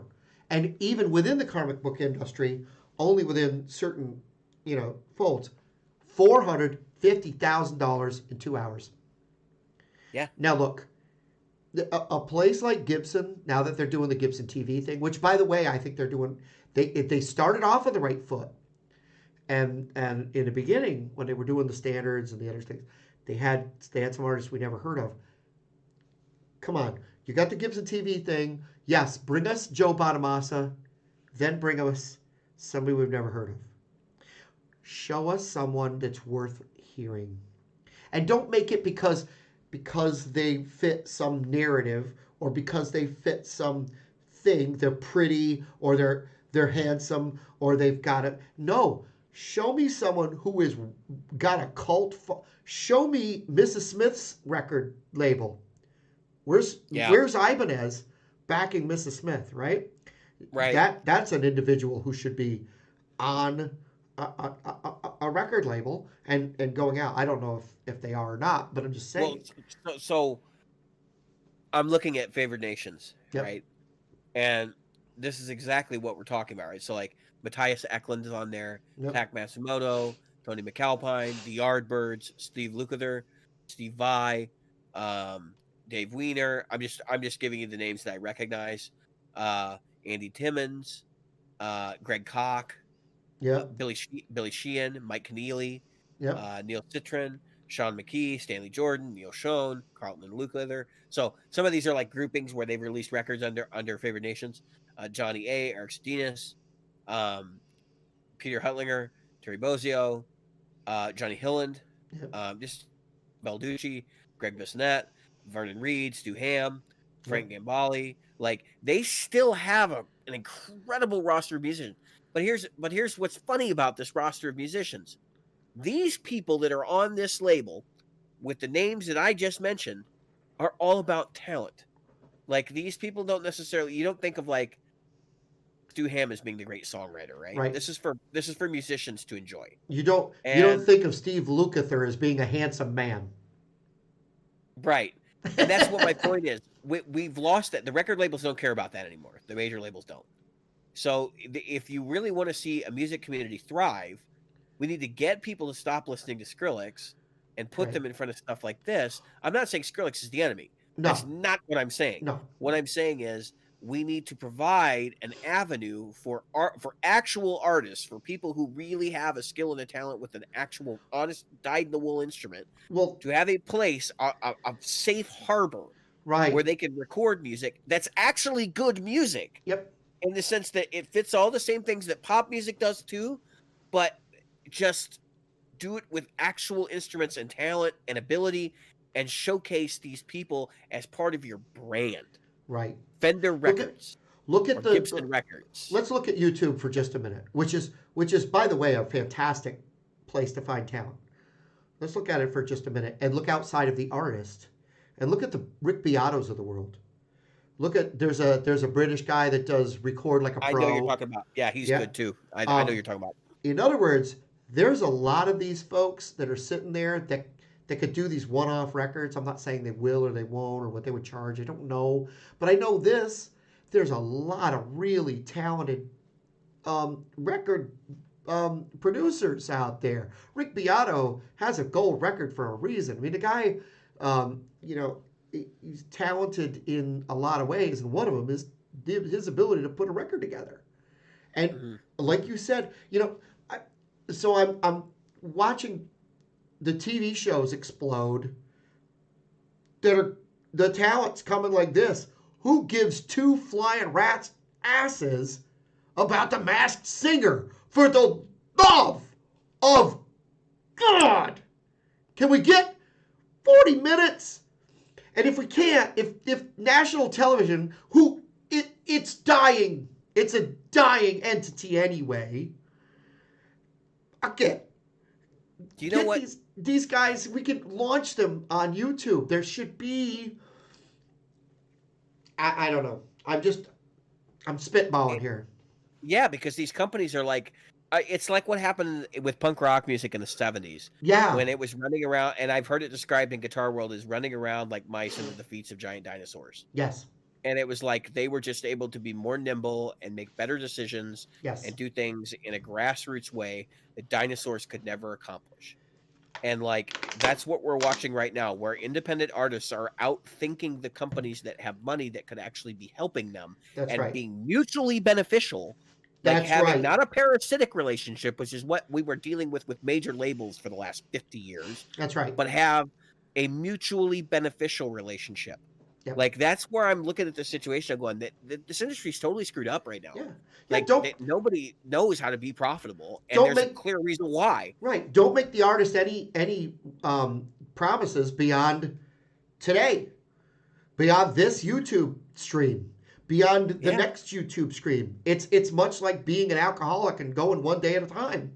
I mean, the fact is that's how a lot of these people. How do you think Tash got popular?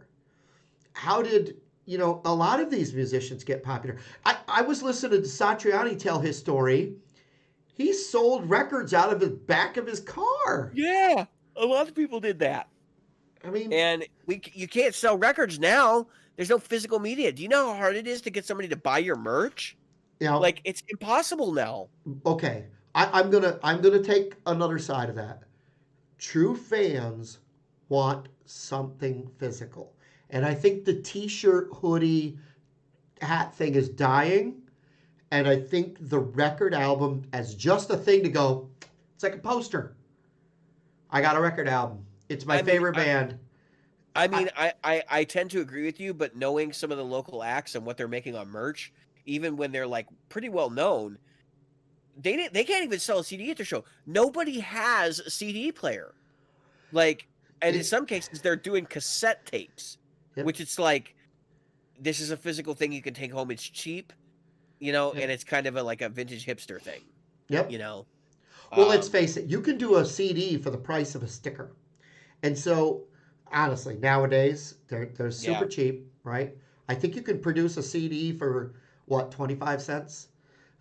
So depending on your volume, um, and so the truth of the matter is, record albums are more expensive. They're harder to do. But there's a place in Nashville. You know what they do? They have the people come in. They do a show, and right. then they press the show as a record, and then you sell the record on the way out. So you can buy the record. You can buy a ticket to buy the record so that you can get the record mailed to you wherever you go. And Yeah, so you have the record. That was something I did at a Kiss concert. Kiss actually did that years ago. yeah. So did Peter Gabriel. Like Yep. I have this show that I went to. Yep. Um, And I'm just saying that this is not a new thing. Is all I'm saying. You've seen it. I've seen it. Um, there are so many things you can do if you can create a fan. I was watching a YouTube channel. Okay, this is a silly one, but it had nothing to do with music. But I was watching a YouTube channel called Victoria Tries. I think it's Victoria Tries, and it's this woman who tries different stuff, like from the Five and Below and from okay, yeah, yeah. and I'm familiar. yeah. And so I watched her channel and I was so enamored and laughing so hard at this gal that I bought one of her merch. I went and I bought a face mask that says fungolitis. And so I can't wait for it to come in. I'll wear it opening next week. It's just a funny thing. I was like, you know what? I'll just, I'm going to look at her merch store and I'm going to buy something.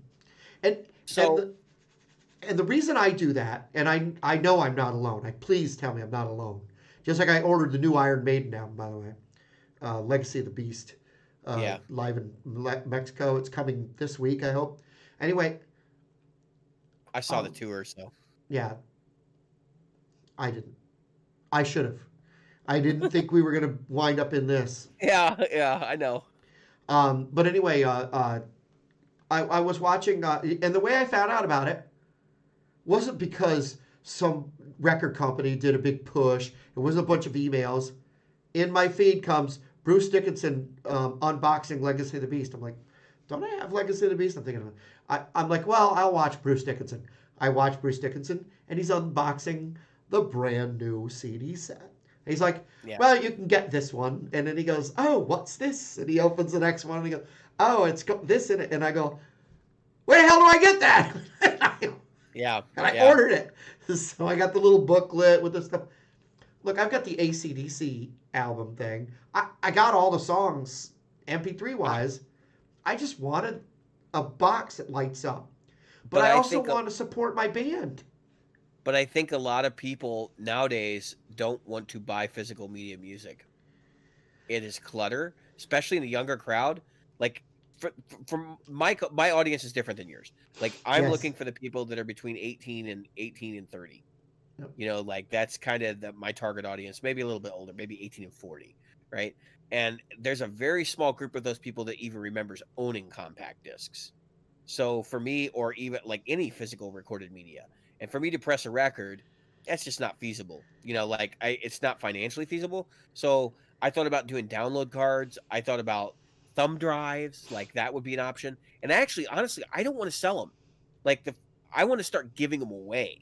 Like that's the way I'm looking at it. Is like I want you to have something so the next time you see me on a bill somewhere, you remember that's I that guy. Um, and that's kind of the way I'm thinking about that logical approach to it.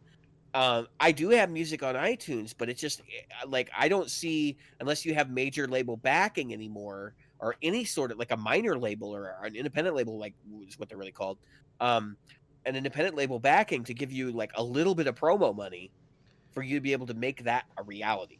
well, Um, yeah, I agree with you there. I think that Okay, so what I'm seeing, and of course I'm in a microcosm, is I'm starting to see more people, and I can prove it in one piece of merchandise, and that's Funko Pops.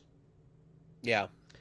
Funko Pop just launched. They're so popular, they just launched a store where you can buy yourself. It's Funko Pop. Okay, and so I think when we come out of this thing that we're in now, um, I think we're going to see there's a certain what do you call it, nostalgia, and the nostalgia, um, before we were nostalgic for the sound. I think we're becoming nostalgic for the experience. I hope so. That's I what I'm hope hoping. so. I think. So you heard about what Warner Brothers did this week, right?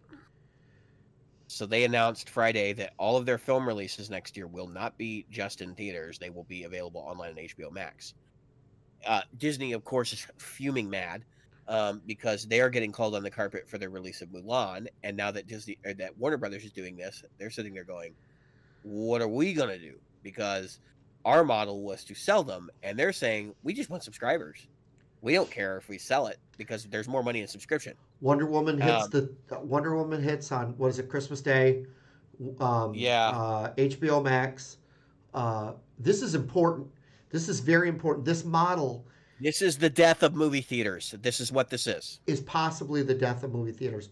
So will there be when this all ends a nostalgia to go back into movie theaters? I think there will still be art houses, but I think for the most part, like you're going to see a drastic reduction in movie theaters.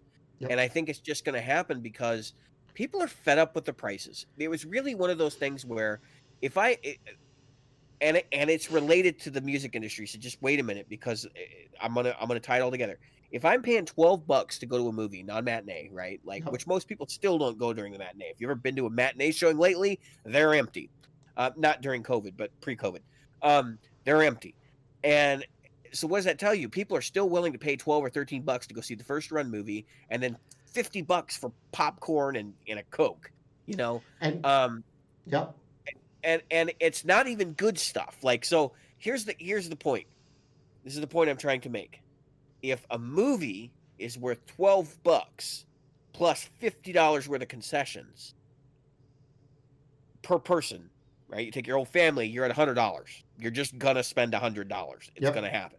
Yep. Um, when you look at it that way, and then you say I can spend $100 and take the whole family to a concert, like which would you rather do?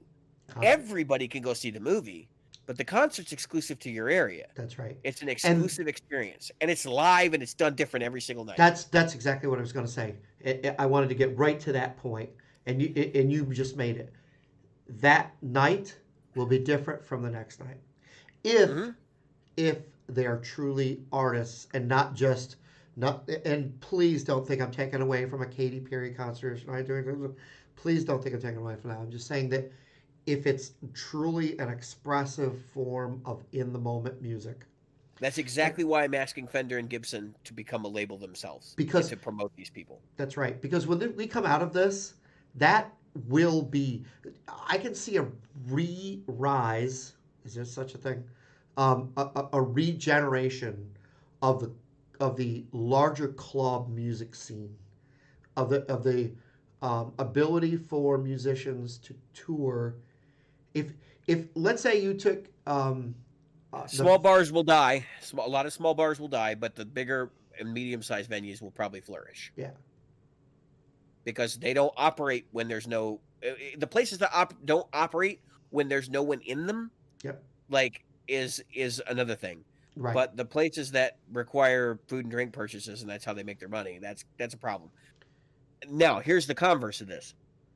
Warner Brothers is not dumb, right? So they're looking at this situation, they're going, we know we're not going to be able to release these films next year. We have to make them profitable somehow That's because we're right. never going to be able to get our schedule back on track.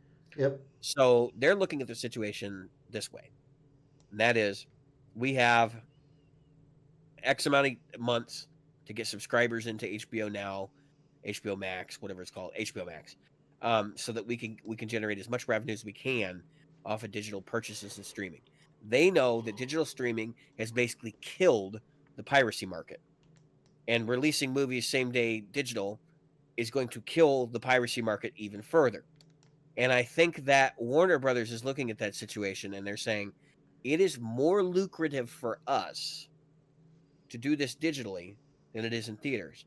And so the converse of this, of course, is that they know that they figure in 2021 and probably on into 2022, people are still going to be afraid to congregate, and that there is going to be lasting mental health impact, not because the virus is circulating, but because they know that they could get infected with something else. And this is kind of like the Cold War, where people were building their bomb shelters and stuff in secret, um, and they know that's going to have an impact on the industry, and they're a little terrified that this could belly them up, and they're being smart. They're actually building up, how do you say? They're sandbagging because they realize the flood's coming, and everybody else in the industry is like, you're drilling the hole in the wall. You're going to let all the water through, and they're going, yeah, but we're going to sandbag it up because we're going to protect ourselves. That's right. So that's why I'm laughing at this whole situation, because I said when I saw that, of course, my wife was like thrilled to death, and I am too, because I love Warner Brothers stuff. I was looking at it and I go, what does this mean for my industry? And there was the two big indicators, and one of them was very scary and one of them was very positive, which is that we could see a resurgence in live entertainment. I think this country is so split right now and divided on every single issue that I think 50% of the country will be afraid and 50% of the country will be itching to go. And I think that's going to have an interesting effect on things, and I can't predict what it is, but I hope for the best, because we really need a change in art. I'm an advocate for the arts in this country, and I'll be honest with you, like, I'm totally done with TV. There's like 3 or 4 shows I watch total. Um, I don't even have regular local TV service. I watch everything streaming now, and to the point where most of Copocalypse, I've been sitting in front of my TV watching two idiots do the modern equivalent of Jackass, called Unus Annus, which you cannot find. Do not go look for it because it has been deleted. But these guys created a channel back in November last year, and they did 1 video per day of silly stunts, and they deleted it in November, and it was a big art thing, and it Oh was yeah. like it was Yeah. all about the reflection of life and death and this sort of thing. But it was all just silly stunts. And the point is that I spent more time watching cable access, which that's what YouTube is. Yeah. It's Yeah. public access TV, than I did watching anything that's being put out by a major company. Um, their videos were about 20 minutes long, and I watched 365 of them. And then I watched their 8-hour finale, or their 12-hour finale, from start to finish. I did not leave my seat. Um, so just put that into perspective. Like, now is the time for independent artists. It is now that time.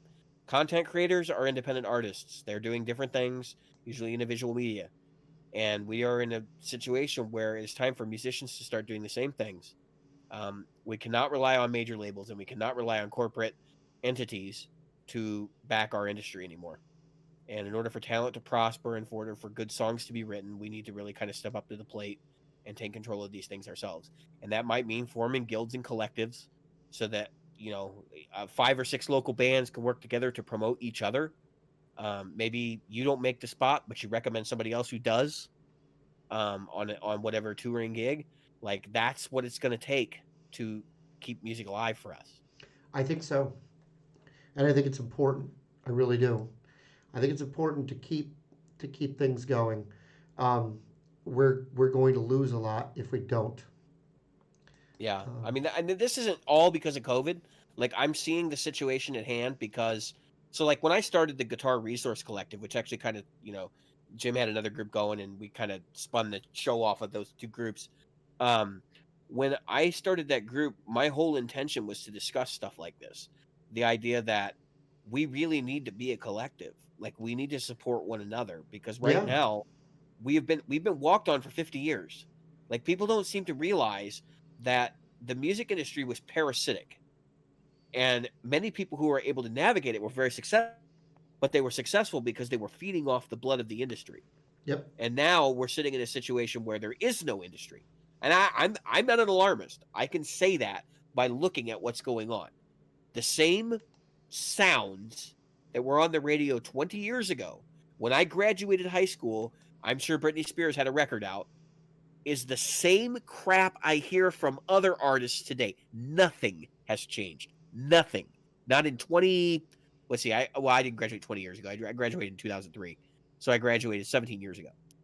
In 17 years, nothing has changed. Nothing. Let's make Nope. that very, very clear. I can't say it enough. Even the sound of rock and roll hasn't changed much. Bands like Rival Sons, I mean, they're not that far removed from Black Keys, and Black Keys isn't that far removed from, the White Stripes. And I Nope. know I'm gonna get crucified for saying that, but that's a reality. Like, they're kind of gritty rock bands, um, and we're still doing the same things today, which should you should be begging yourself the question: no musical cycle has lasted this long, none, and that's because nobody at the top knows what to do, and the major labels are all scrambling. Well, there's Um, nothing new. right? I There's mean, they're nothing not even. new. It's not that there's nothing new. They're not willing to take a chance. Well, because repeating is easier. It's Repeating what's easier. been done. It's easier, and they're also in damage control mode.